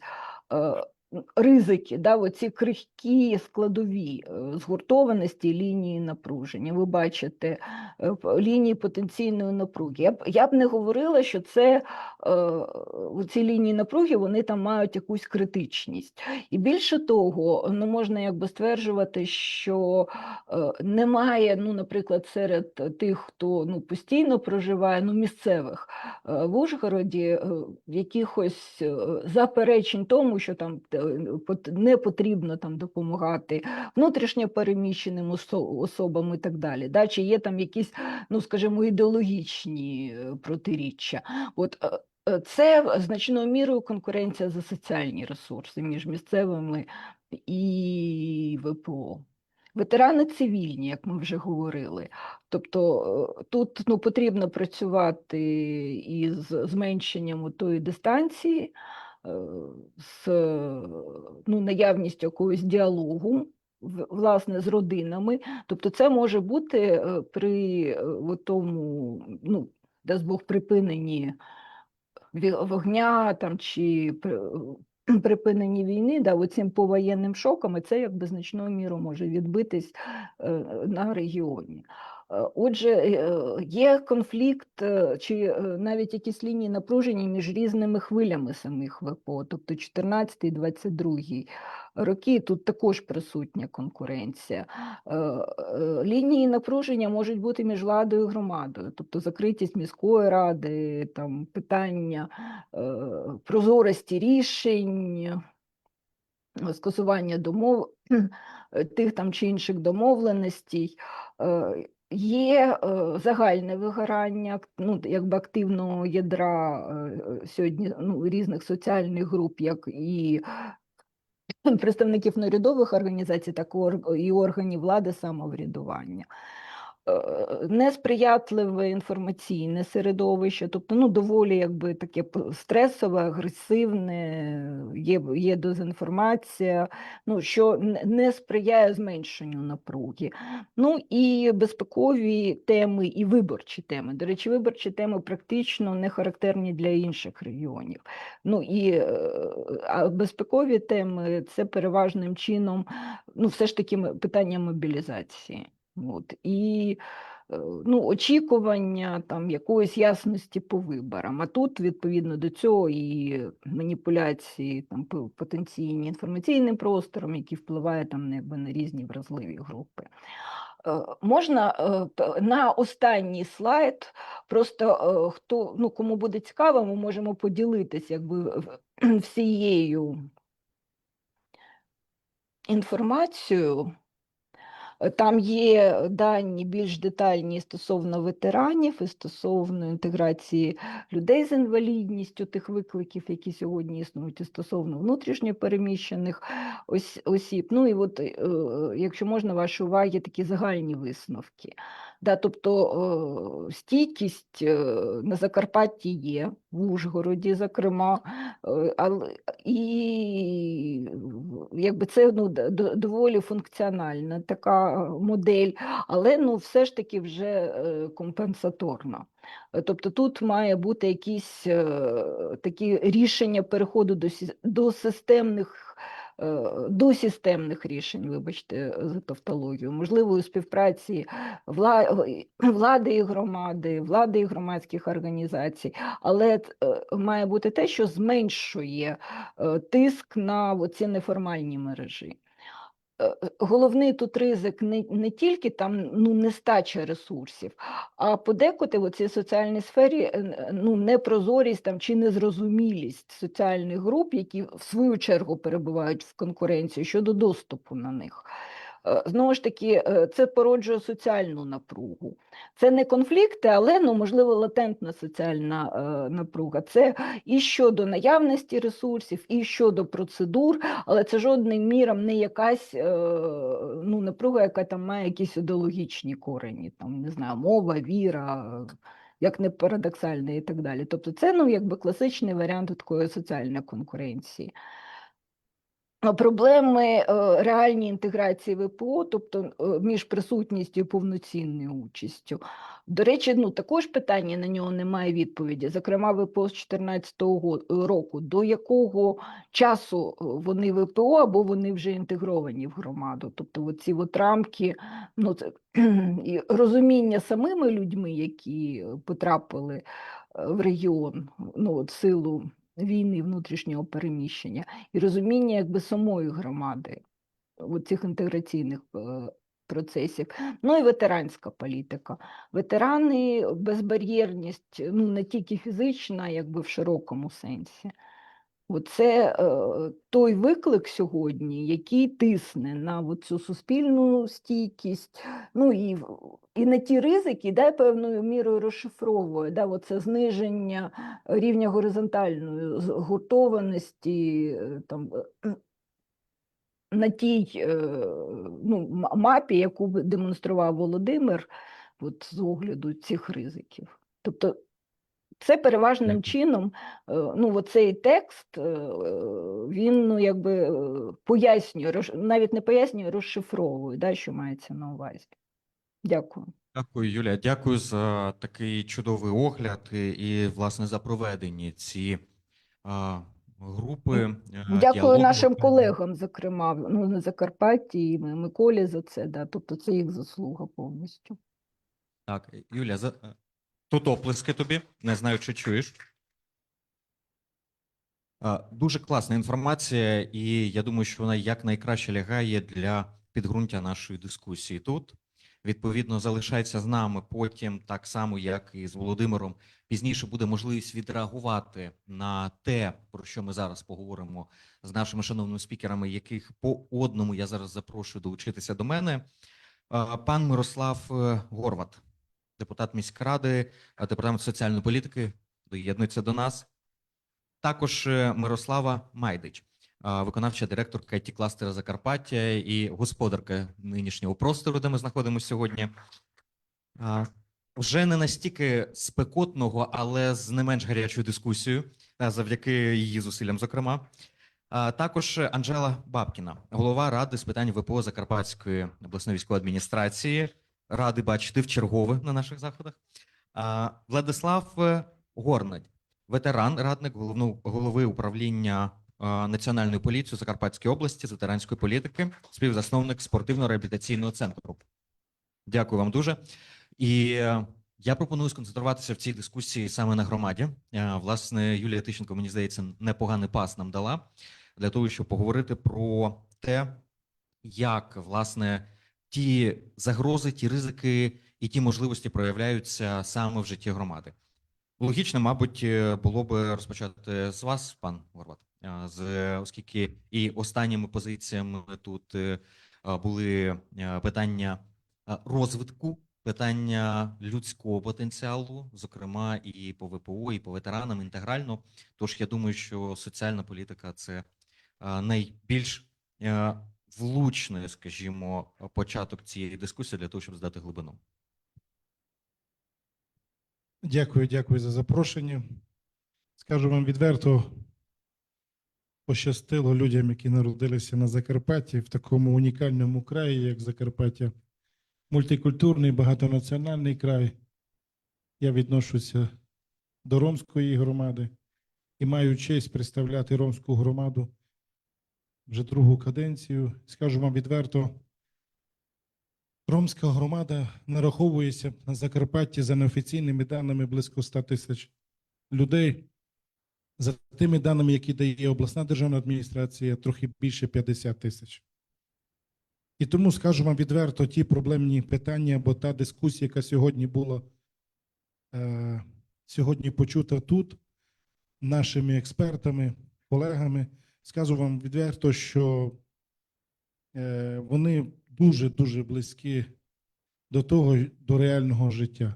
Але є ще інша сторона тієї моделі, якою живе, як пан Йосип сказав, національні меншини. І тому, якщо ми говоримо, що є угорська національна меншина, яка має дуже хорошу підтримку і плечі недалеко від нас, 25 кілометрів, це угорська держава, то роми на сьогоднішній день не мають підтримки. І тому ситуація з ромами є критичною. Якщо ви говорили сьогодні про розвиток, пані Юля, яку я дуже сильно поважаю, сильну, потужну експертку, скажу вам відверто, то ситуація з ромами знаходиться в дуже критичній ситуації. Місто Ужгород розвивається, ми бачимо, що дуже сильно розвивається. Кількість людей перевищує вже навіть ту нормативну складову, яка має право на життя. І ви вже говорили на воду, на світло, на каналізацію. Але скажу вам відверто, що якщо ми тут, пан Володя, якого я теж дуже поважаю, говорить про старість громади, а то я вам скажу відверто, що народжуваність в ромській громаді вже перевищує нормативні оці моменти, які лише є в суспільстві. Ви знаєте, що якщо ми приїдемо в любе ромське поселення, то ми побачимо, пан Володимир знає, пан Йосип не раз про це говорили, що народжуваність в ромській громаді дуже висока. Але потенціал, робота в цій громаді, вона чогось не ведеться. Якщо ми говоримо про освіту, то на сьогоднішній день лише по Ужгороді більше 100, це я лише за підрахунком ЮНІСЕФ, що ми почали працювати останній рік, більше 100 дітей взагалі не відвідують школу. Тобто поняття школи чи садочка не існує взагалі в громаді. А я думаю, що по області не помилюся, якщо буде таких дітей за 1000. І тому, знаєте, скажу вам відверто, що сама громада, вона стала молодшою, старше покоління їх вже стає меншою і меншою. Можливо, навіть я в 47 років відношуся вже до старшого покоління. Тобто старість в ромській громаді, вона досить швидко настає, тому що, ви знаєте, є певні такі історії в Ужгородському районі, в Виноградівському районі, що в 30 років вже дідусями стають. Я в 47 став, але там набагато швидше це відбувається. Будемо говорити правду, якщо ми сюди прийшли для того, щоб сказати про ситуацію. І тому скажу вам відверто, що мені дуже приємно було чути про освіту, тому що це критична, дуже важлива така складова сьогоднішній день. Освіта для ромів, і не тільки для ромів, я впевнений, але для ромів це дуже дорога модель. Дуже дорога. Сьогодні закінчити 9 клас дуже важко, тому що критично дуже важка ситуація з відвідуваністю. Поступити в університет мінімум стоїть річне навчання 30-35 тисяч гривень. В нашому любимому університеті це Ужну. Там, де вчилися і вчаться мої діти. І скажу вам відверто, що це дуже дорога річ. Але без освіти ми громаду покращити становище Закарпатської громади ми не зможемо. Тобто ми бачимо, що ромська громада має свою стратегію, план дій держави. Я є вже по другому кругу є співголова міжвідомчої робочої групи. Скажу вам відверто, що за ці 8 років багато що пройшло. Дуже правильно було сказано, стратегію можна писати, розробляти і ще раз третім кругом піти, але в кінці ми дійдемо до того, що фінансування в цій стратегії, в цій програмі нульове. І тому сьогодні дуже важливо піднімати громаду, особливо ромську громаду, через освіту. Ви казали, що багато що строїться, багато що інвестицій в закарпатські релокаційні організації, підприємства. Так, ми бачимо, що навіть по машинах видно, що в Ужгороді багатим в цій дорогій машині стало набагато більше. Але скажу вам відверто, що життя в Ужгороді стало набагато важчим, на мою думку. Тому що все подорожало, а громада, яка знаходиться на дуже такому низькому соціальному становищі, вона знаходиться дуже в критичній. Щодо ветеранів війни, на сьогоднішній день по цим цифрам, що ми маємо у 2024 році, більше 500 представників ромської громади на війні є, в тому числі і мій зять, і багато моїх членів сім'ї. По тим моментам важким, що ми вже похоронили більше 20 людей по Закарпаттю, але я впевнений, що їх набагато більше. Це лише ці цифри, про які ми знаємо. Ми створили тепер нещодавно нову організацію ветеранську, першу в Україні, яку очолив Віктор Ільчак. І скажу вам відверто, що ми намагаємося працювати. Сьогодні, останній рік, це важлива підтримка від благодійних фондів, які зайшли сюди на територію Закарпаття. Дякую. Вибачте, будь ласка. Мікрон, да, дякую вам і дякую за такий акцент на тематиці, яку часто не помічають і часто хочуть не помічати. У випадку Закарпаття буквально сьогодні мав ефір, спілкування на ньому якраз з приводу закарпатської моделі інтеграції, і того, що вона формувалася не одне століття фактично, і можемо побачити і в угорських, і в чеських, і словацьких, і українських, і в румунських джерелах, переважно все-таки в українських, угорських, там, де я досліджував, якраз те, як формувалася ця модель, і наскільки вона впливала, зокрема, і на політику інтеграції материнських держав. І, безперечно, однією з червоних ліній в цій частині Європи в цілому нашій проходить завжди ромська тематика. І багато в чому це виступало індикатором в різні часи того, де знаходиться в цілому суспільство, бо це індикатор і такий собі лакмус з точки зору тієї моделі, яка сповідується. І я радий, що на Закарпатті є позитивні приклади і є успіхи, хоча і викликів, зрозуміло, що ще дуже-дуже багато. Я би хотів би тут передати слово пані Мирославі, бо очевидно, що демографічні зміни відбулися, і це здорожчання життя тут. Я думаю, правда, інший мікрофон, тому що з цим мікрофоном у нас якась проблемка. Він не хоче працювати.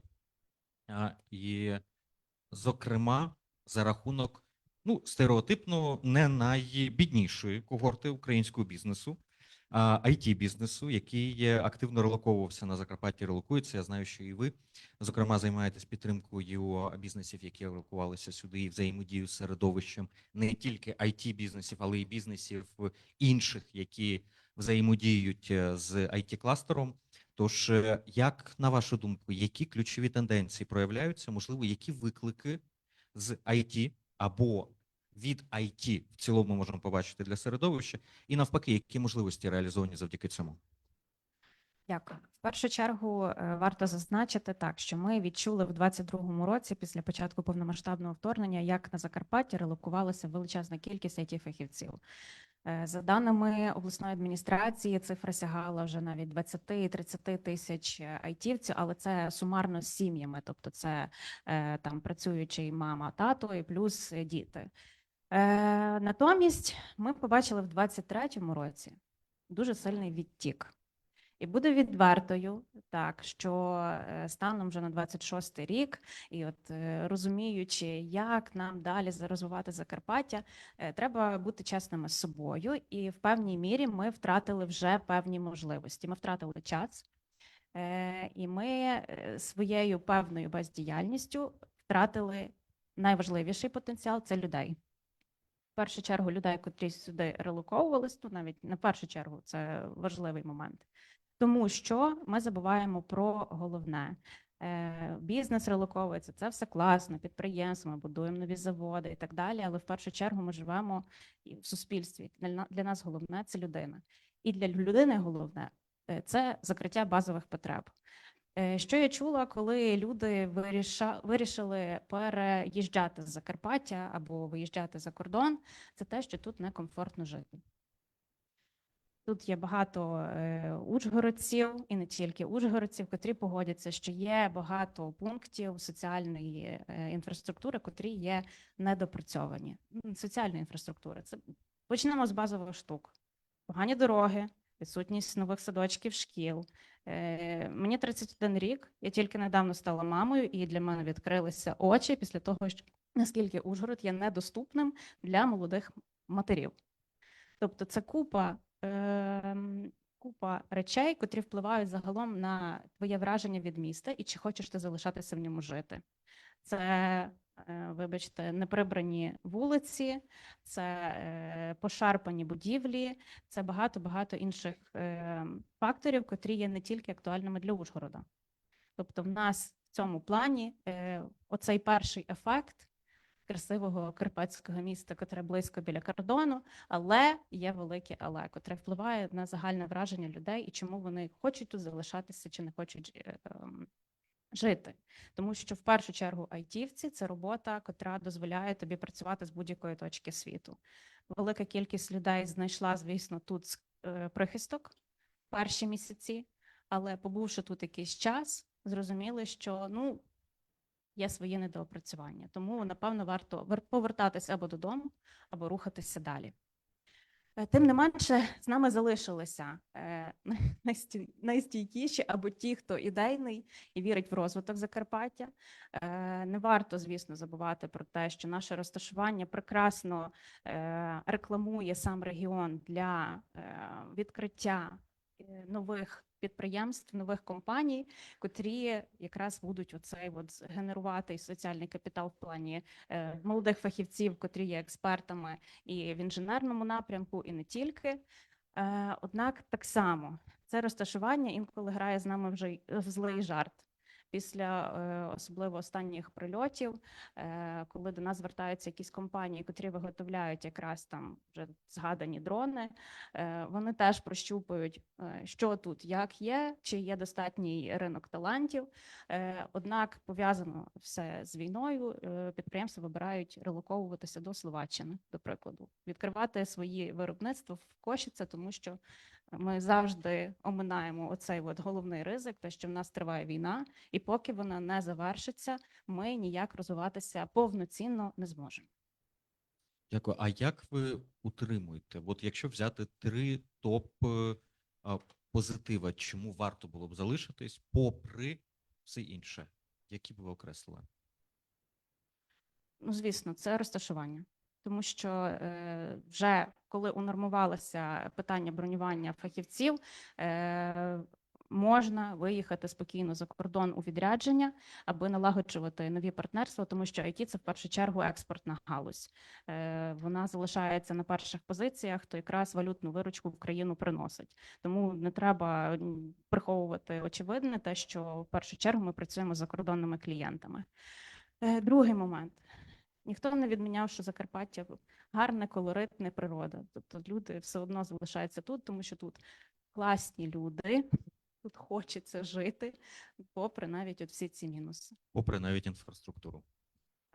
Зрозуміло. Дякую вам дуже і дякую за щирість. Ви сказали про 23-й рік і потім відтік. Перше, що я подумав, це якраз рік проблем з бронюванням. І того, що для всього IT-бізнесу України тоді найгостріше стало питання, що вони просто втрачають контракти, і з ними просто не підписують контракти, тому що вони не можуть гарантувати, що вони виконають зобов'язання. І тоді ціла низка компаній ледь не примусовим чином, просто законними і не зовсім законними методами змушували буквально своїх працівників релоковуватися, інакше вони просто втрачали роботу. Тому так, тут ми, на жаль, хвилю першу упустили, і далі тепер ми вже конкуруємо не тільки за повернення, але й за збереження і подальше IT-кластеру в Україні. Дякую вам, що це робите тут, в Ужгороді. І хотів би поговорити тоді про переміщення, але переміщення, з якими ми маємо справу ще з 2014 року, і за конкуренцію людським ресурсом. Я пам'ятаю, що ви були одним з, взагалі, початківців теми координаційних рад внутрішньо переміщених осіб і взагалі роботи з ВПО як потенціалом для розвитку. Це була велика проблема по всій країні з тим, що ВПО ж не голосували. Відповідно, місцева влада не бачила просто сенсу в тому, щоб працювати з внутрішньо переміщеними особами. Але на Закарпатті побачили раніше. Що зараз? Як справи зараз? Які, знову ж таки, виклики для стійкості, а які, можливо, потенціали? Дякую про магістральну тему. Цей ваш вислів мені дуже сподобався. Тобто прийдемо до ВПО про стійкість, про згуртованість і про всі ці речі, які є викликами для Закарпаття. І дуже фахова була дискусія. Перша, не менш фахова тих людей, кого я почула і кого я почую. І мені здається, що ті виклики, які вони є, ну, ми намагаємося їх подолати. Ми це маю на увазі і місцеві мешканці, і ті, хто у нас сюди приїхав, внутрішньо переміщені особи, і ті, які з 2014 року, і ті, які з 22-го, тобто всі ми, суспільство, громада. Бо коли ми говоримо про внутрішньо переміщених осіб, ми можемо мати на увазі, наприклад, людину, яка є ветераном, яка є багатодітною сім'єю, наприклад. Це буде людина з інвалідністю, це буде людина, ми говорили тут на першій дискусії про молодь, про студентів. Тобто це будуть і молоді мами, і молоді там одинокі тата. Ну, тобто це той спектр суспільства, який є наразі скрізь, і в тому числі це внутрішньо переміщені особи. Тоді, коли ми говоримо саме про внутрішньо переміщених осіб, ми маємо в першу чергу говорити саме про те, що це такі ж мешканці, які також хочуть того ж, чого хочуть і місцеві мешканці. Тобто жити, щоб у нас настала перемога, щоб можна було повернутися додому. Наприклад, ті, хто хоче повернутися або залишитися в Закарпатті, якщо вони для себе обрали саме цей напрямок. Ну, чому Закарпаття від усього цього потерпає? Тому що воно найбезпечніше, незважаючи на те, про те, що ви говорили, що до нас вже був приліт в Ужгороді, і були приліти, але їх було менше, ніж по всій країні. Тому, от, наприклад, у мене було вчора 3 звернення стосовно евакуації: Харківщина, Чернігівщина і Сумщина. Люди просто хотіли спокою для того, щоб можна було тут жити. І коли ми говоримо про Закарпаття, взагалі, ми говоримо про неравномірність внутрішньо переміщених осіб, яких у нас понад 130 тисяч, але ми говоримо про те, що всі, хто хочуть приїхати або приїхали, вони хочуть жити в містах з більш-менш розвиненою інфраструктурою, незважаючи на те, про що говорила Мирослава. Чому так? Тому що тут легше знайти роботу, тут легше скористатися послугами, там, соціальними, освітніми. Якщо це сім'я з дітьми, ходити, водити їх там до гуртків, там, влаштуватися в платний дитячий садочок. Тому Ужгород, Мукачево, Хуст, Тячево, Виноградів, Свалява. Ну, а коли ми говоримо про віддалені гірські громади, де у нас, ну, пані Наталя на попередній панелі говорила про те, що в нас 105 місць тимчасового проживання, і ми на 2-му місці по всій країні. До 22-го року у нас не було жодного місця тимчасового проживання. Тепер ми другі по країні. І у нас є вільні місця, але вони є в віддалених громадах.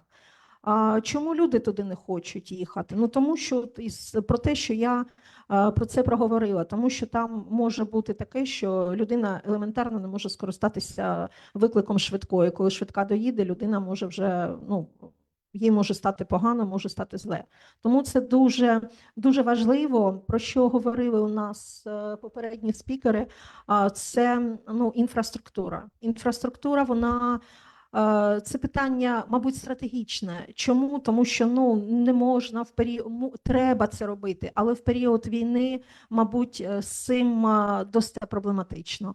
І коли ми говоримо про ті віддалені громади, то ми говоримо про відсутність роботи. Говоримо про те, що там або живуть люди, які, ну, живуть на соціальні виплати, люди пенсійного віку, а ті, хто, ну, скажімо так, ті, які потребують роботи, вони не можуть її знайти. Тому, можливо, те, про що говорили на першій панелі, що цей релокований бізнес, варто б його якось, ну, не знаю, ну, я розумію, що економіка це не може бути такою, що сказати, де знаходитися, але враховувати ці моменти, враховувати ці тенденції, і тоді це буде, ну, як в Перечині, про що у нас говорили, про те, що мер міста прийшов до 9 класів, чи яких там випускних класів, і діти не захотіли їхати. Там вже були і місцеві, не тільки ті, хто внутрішньо переміщені особи. Ну, це в ідеалі так було б, мабуть, щоб в 64 громадах це відбувалося. Також хотіла б, от я всі ці моменти попередньої дискусії, от я позаписувала собі певні моменти. І коли ми говорили про бюджет участі, пан Володимир наполягав на тому, що в Закарпатті немає бюджету участі. У нас в цьому році відбувався, ну він не називається бюджет участі, але це був конкурс для громадських організацій для того, щоб можна було скористатися підтримкою від облдержадміністрації на розвиток певної ініціативи. В тому числі це розмір був 200 тисяч ті, хто займається в тому числі соціальною згуртованістю, і до 400 тисяч це організації ветеранські. Тобто, ну, можемо віднести це до того питання, про яке, можливо, ну, десь так не дослідили. Але в Закарпатті, ну, так званий бюджет участі, можна про це також говорити. І проекти наразі, от вони на рік, вони до кінця року реалізовуються, і в попередньому році це також у нас відбувалося, тому це є, це присутнє. Ну, певно, що невеликі гроші, хотілося б завжди, щоб було більше, але воно використовується. І про студентів. Мені хотілося зауважити, пан Володимир говорив про те, що все менше і менше студентів, але у мене останнім часом, ну, мабуть, протягом, ну, не знаю, десь 3 тижнів в мене були звернення, цифра 3, мабуть, магічна, від 3 батьків, у яких діти 9, 10, 11 класи, Харківська область, Чернігівська область, Херсонська область. Вони говорять про те, що а як там в Ужну? Чи можна поступити? Бо вони хочуть, щоб діти навчалися в Україні і навчалися в безпечному місті. Тому, ну, це як один з моментів для того, щоб можна було також подумати про те, що студентів ВПО, ну, як поширювати інформаційну кампанію, щоб більше залучати, щоб люди знали про те, що у нас існує Ужгородський національний університет, для того, щоб він продовжував працювати. Бо, знову ж таки, молодь – це наше все, це наші майбутні гроші, майбутні інвестиції і все таке подібне. Ну, мабуть, все. Але про що б я хотіла закінчити, мабуть, у мене вже час виходить, про те, що велике значення має мати державна політика стосовно внутрішньо переміщених осіб, стосовно найболючішого питання житла. Ну, наприклад, будиночок у селі, оця програма, яка нещодавно експериментальна, 500 тисяч знайти в громадах будиночок за таку суму в Закарпатті, ну, скажімо так, це дуже, причому з умовами, ну, це не досить реально для того, щоб туди заселити людей і знайти гроші у віддаленій громаді, щоб відремонтувати це. Тому, мабуть, варто ще робити акцент у цьому сенсі саме на політику державну. А регіональна політика, вона підтягнеться, коли будуть певні можливості. Дякую. Дякую дуже. І я би нагадав, що сьогодні День державного службовця.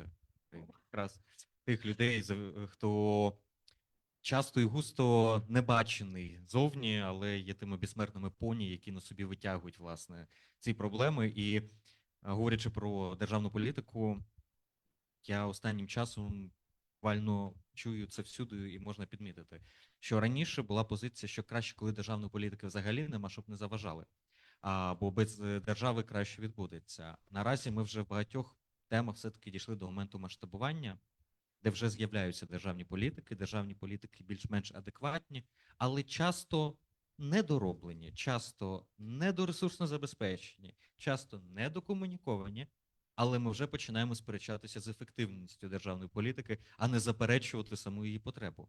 І одна з таких наскрізних політик – це ветеранська політика. Як тут, на Закарпатті, з державною ветеранською політикою? Відчувається її підтримка, не відчувається? Чи регіональний розріз має чим похизуватися, чи, можливо, навпаки, є те, на що варто звернути увагу? Тим паче, що у Нацпола своя трішечки екосистема, скажімо, підтримки. Тож, я думаю, тут, пане Владиславе, ваш досвід і ваші знання будуть вкрай важливими і цікавими для аудиторії. Доброго дня, дякую, що запросили. Розкажу про ветеранську політику в системі МВС, бо в нас нема так, що у Нацполі своя ветеранська політика, в Нацгвардії своя, у прикордонників своя, ДСНС своя. У нас вся ветеранська політика формується у Міністерстві внутрішніх справ, а також координується Міністерством внутрішніх справ. Я у ветеранській політиці з 23-го року. Нами було розроблено застосунок соціальний захист МВС, де кожен ветеран та члени сімей можуть скачати його в Play Market та описати свої проблемні питання. Це можуть бути різні. Може бути від того, щоб допомогли відновити документи, паспорт, права до допомоги в навчанні, там, щоб сам ветеран міг в наших відомчих університетах навчатися, а також члени їх сімей. Так само є можливість навчатися в безпекових ліцеях. Це на безкоштовній основі. Також в нас, коли у відомчих закладах МВС лікуються військові, поліцейські, рятувальники, йде у нас комплексна робота. Ми лікуємо не тільки тіло, а й ментальне здоров'я. Для цього в Закарпатті ми надаємо іпотерапію, каністерапію, арт-терапію. Після того, як людина закінчує лікування, ми надаємо можливість на безкоштовній основі займатися адаптивними видами спорту, такими як плавання, боротьба, адаптивний бокс. Сам я також треную адаптивну боротьбу, займаюся, і ми не ставимо акценти там на параспорті або на ветеранському спорті. Найкраще реабілітує людину психологічно, це коли вона сама вибирає, як ідеї займатися. Також ми додаємо платформу для того, щоб ветерани навіть з інвалідністю, такою як в мене, могли займатися і виступати звичайними спортсменами. Я 2 рази був чемпіоном світу 24-25 року по звичайним спортсменам, де я був єдиний з 1600 учасників з ампутацією. А також з великою проблемою, якою ми стикнулися, це стереотипи стосовно працевлаштування ветеранів. Ну, в нас в системі МВС багато ветеранів в застосунку соціальний захист МВС звертаються з працевлаштуванням. Тому були розроблені накази в кожному центральному органу виконавчої влади, щоб з інвалідністю, особи з інвалідністю внаслідок війни могли продовжувати службу на атестованих посадах. Чому на атестованих посадах? Бо там зазвичай є більша заробітня плата, ніж на цивільних посадах в системі МВС або Держслужби. Тому ми розробили для кожного підрозділу такі накази, щоб могли продовжувати службу як на штабних посадах, так і на керівних. Також в кожному військовій частині системи МВС та підрозділах поліції або ДСНС є відповідальні особи по ветеранській політиці. Це помічники. До них можуть ветерани звернутися по будь-яким проблемним питанням. Також у кожному районному управлінні поліції, відділку та відділеннях є закріплені поліцейські, які також по напрямку ветеранської політики працюють. Також хотів наголосити в Закарпатті, з якими проблемами стикаються ветерани, а саме які організовують громадські організації. Вони допомагають державі. Мене чути? Вони допомагають нашим державним установам якби на добровільних засадах. Більшість цих керівників, просто ветеранів, які входять в громадські організації, це прості робітники або військові, які продовжують службу. І в них немає можливості фінансування ветеранської політики. Тому розроблені там в обласних адміністраціях, в міських радах різні програми, куди можуть ветеранські громадські організації податися на конкурс і виграти його там певне фінансування, певну суму. Але тут також проблема. Люди, які зазвичай працюють на простих роботах, мають 15% власних коштів давати. Якщо там людина виграла 500 000, ну, звичайно, це для неї велика сума співфінансування. Тому я вважаю, треба, щоб в кожній міській раді, обласній раді робили такі програми, щоб ветеранським громадським організаціям допомагали це співфінансування закривати. Дякую за увагу. Дякую дуже. Особливо цікаво те, що подібну ж ініціативу зараз розвивають цілий ряд груп, скажімо, зокрема, і при Збройних силах України так само. І я приймав участь в тому, щоб подібний же досвід соціального супроводу через онлайн-механізми було впроваджено. Бо один з якраз напрямків, який вкрай необхідний для того, щоб взаємоінтегруватися, тому що це не процес, як часто люблять казати, соціалізації чи інтеграції виключно ветеранів. Це процес адаптації суспільства до нових умов, нової якості, де з'являються люди з різними досвідами, і, зокрема, де з'являється широка група людей з бойовим досвідом. І в цьому випадку IT-рішення, цифрові рішення можуть бути одним з інструментів для цього. Цікаво, що на Закарпатті, виявляється, тут є передові, скажімо, в цьому досвіді. Дякую вам дуже за акцент на цьому. Це одна з тем, яку в декількох діалогах нас зазначали як одну з тригерних і найважливіших, зокрема, і на рівні Ужгорода і самого Закарпаття.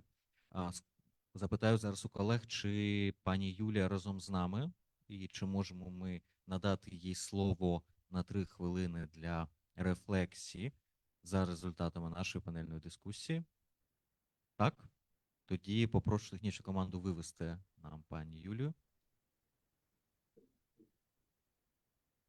Да, ще раз вітаю, дуже дякую. Ну, насправді, да, за ці дуже, як на мене, такі цікаві, важливі репліки. Мені доволі суголосно, зокрема, там стосовно тих викликів, приміром, і як ветеранська політика, політика щодо ВПО, звичайно, є оцей регіональний рівень територіальних громад. Але тут більш ніж важливо, і політика пов'язана, загальна державна політика в цьому напрямі. І тут дійсно дуже складно, коли є негаразди в центральній політиці, чи вона не чітка, і знову ж таки оця конкуренція, нестача ресурсів, дуже складно реалізовувати ці напрями на місцевому рівні. І це стосується практично не тільки питань, пов'язаних там з внутрішньо переміщеними, а всієї політики, стійкості в умовах сьогоднішніх безпекових, в умовах війни, в умовах цієї стратегічної невизначеності, яка сьогодні є. Але надзвичайно добре, приємно, що попри ті виклики, Закарпаття зберігає стійкість, воно дивиться на те, що робить регіон крихким, і його соціальну тканину. І мені здається, що знаючи і розуміючи всі ті діагнози, нам разом спільно буде простіше шукати рішення. Для того, щоб виклики і ту нестачу, шукати тут переваги. Дякую, Юля. І в нас з онлайн є декілька реакцій. Є реакція пана Ярослава, дуже влучне питання про ефективність попередніх стратегій, яке лунало минулого разу. І від себе додам дякую, лайк цьому питанню. Бо одна з моїх освіт – це якраз про публічне управління, адміністрування, і доводилося працювати з тим, що в нас велике нагромадження стратегій, і потім ще пишуть поверх чергову стратегію, взагалі не враховуючи, що було в попередніх. Також є питання про співвідношення платників податків серед ВПО і місцевих жителів до минулої панелі, але я думаю, що це питання ми поки підвісимо. Можливо, хтось захоче відповісти онлайн на нього. А онлайн нас не менше, навіть трішки більше, ніж тут в залі. Сумарно до 100 людей офлайн і онлайн зараз приймає участь в цьому заході. Також від пані Дзвінки. Коли говоримо про стійкість згуртованого Закарпаття, варто починати з чесної розмови про стан наших міст. Далі викладка про інфраструктуру і всі ті проблеми, про які сьогодні говорили. І заключення: згуртованість не виникає сама по собі. Вона формується там, де влада здатна вести діалог з громадою, залучати її до ухвалення рішень та працювати на випередження. Я думаю, що це хороший такий епілог фактично нашій дискусії, тому традиційно вже по 30 секунд для завершального слова, для можливої рефлексії, реакції на тези колег шановним панелістам. Почнемо з того боку, пане Владислав.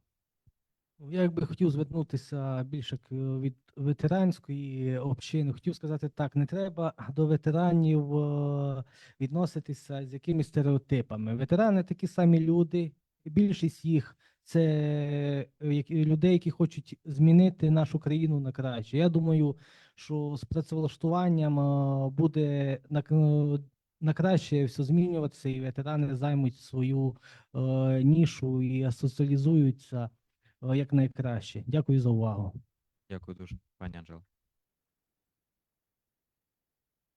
Ви зняли з язика ще раз мої слова, що ВПО теж люди, і що можуть бути і ветерани, і роми, бо про ромів забула.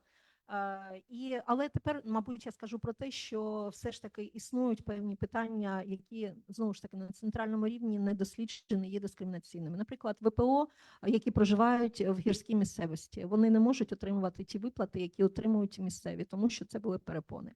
Дякую. Дякую дуже. Я б, напевно, сказала так, чого я бажаю покласти в вуха нашій місцевій владі. Треба не відкладати життя і не чекати, що ми тільки відкладаємо все до закінчення війни. Якщо в нас є ресурс, нам треба покращувати середовище, в якому ми живемо, тому що ми працюємо для людей. Дякую. Дякую дуже. А я за пана Мирослава прийму оплески. Тому давайте гучніше, нашим панелістам. Дякую вам, пан Мирослав попереджав, що їм прийдеться йти раніше, і декілька разів вибачався перед всіма, і навіть ідучи вже через мене попросив вибачитися перед всіма, що йому прийшлося йти раніше. Дякую шановним панелістам за ваші думки, за участь в сьогоднішній дискусії, так само, як і дякую всім присутнім. Я думаю, що явно у кожного з нас достатньо зайнятих людей точно були варіанти, як провести цей час, і якщо ви вирішили його провести тут, в цій кампанії навколо цих тем, це дуже цінно для мене персонально і для нашої команди, оскільки говорить про те, що явно це цікаво, явно це важливо, і значить варто було приїжджати. Я, зловживаючи правами модератора, в мене тут написано заключне слово, для якого навіть ще 4 хвилини залишається. Від себе додам, що про середовище – це про місця життя, роботи і відпочинку. І всі ці 3 місця, вони є вкрай важливими з точки зору умов, в яких людина готова жити чи не готова жити. Ми не можемо вирішити питання безпеки, і Закарпаття тут знаходиться в значно привілейованішому становищі, ніж вся Україна, зі зрозумілих причин, географічних причин. В дослідженні по загрозах можна побачити, що однією з найбільших загроз по впливу всюди визначається саме бомбардування, мінна небезпека тощо. І Закарпаття відноситься до тих регіонів, де ризик настання цього він наймінімальніший, не дивлячись на можливості впливу. І це великий потенціал, але не єдиний. Це і транзитний коридор, це і міграційний компонент, це багато інших потенціалів, і тому якщо і щось взяти і на себе таку дуже невдячну роль спробувати підбити риску і якось узагальнити, то я би сказав, що ця дискусія зводилася плюс-мінус, перш за все, до людей. І ВПО, і ветерани, і інноватори, і підприємці, і роми, і угорська, і українська, і всі інші етнічні групи, всі люди, і є спільні проблеми. Навчання, простору для життя, соціалізації, житла. У когось якісь питання трішки гостріші, інші питання менш гострі. Десь потрібні специфічні політики, специфічна підтримка, але тим не менш потрібна політика щодо людей. Інакше загроза депопуляція, яку ми бачили. Друга – інфраструктура. І говорилося про те, що інфраструктура не витримує з одного боку тих потенціалів, які з'являються, і не здатна з ними працювати, а з іншого боку інфраструктура обмежує ті можливості, які органічно були присутні. Інвестиції в інфраструктуру – це не про зручності тільки, це не про виключну красу, це про те, що без цього скористати потенціалом неможливо. І тому третя теза – це для Закарпаття ситуація безпекових викликів всій країні, ситуація активного використання і залежності всієї країни від західних кордонів, форсована євроінтеграція і багато інших чинників і трендів, позитивних і негативних, створили феномен нового ренесансу. З територій, які знаходилися завжди недолюбленими увагою, причому з різних боків, Закарпаття отримало можливості відбутися.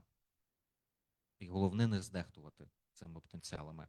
Не розміняти їх на тактичні успіхи 30-поверхові, чи вітрякові, чи будь-які інші, які зіграють тут і зараз, але спаливши майбутнє. Бо війна закінчиться, бо ситуація почне вирівнюватися, бо буде шок повоєнний.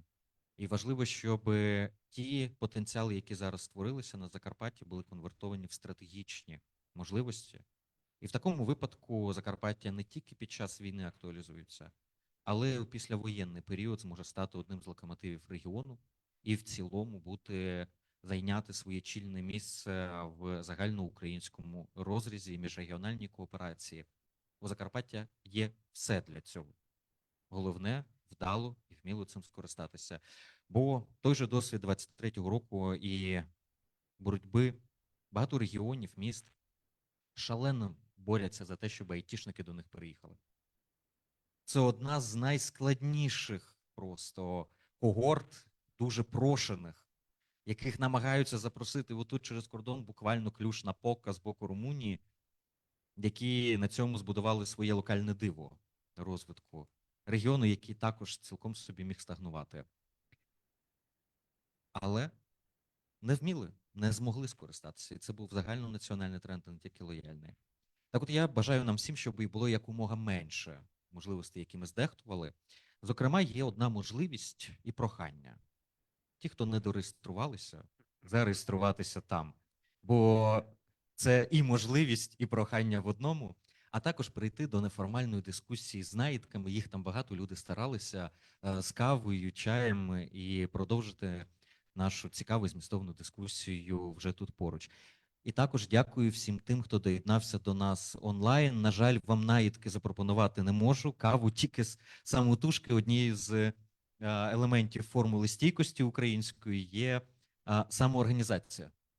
Тож це також є елементом демонстрації стійкості, хоча і не зовсім гостинності з нашого боку. Я дякую вам за цю участь. Бачу багато знайомих облич і сподіваюся побачити вас в майбутньому. Причому онлайн навіть бачу тих, хто територіально тут, наприклад, пана Ігоря Тодорова або інших учасників. Дякую вам, дякую всім.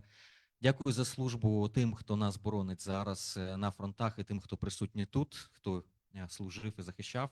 І слава Україні! Переходимо до неформального спілкування.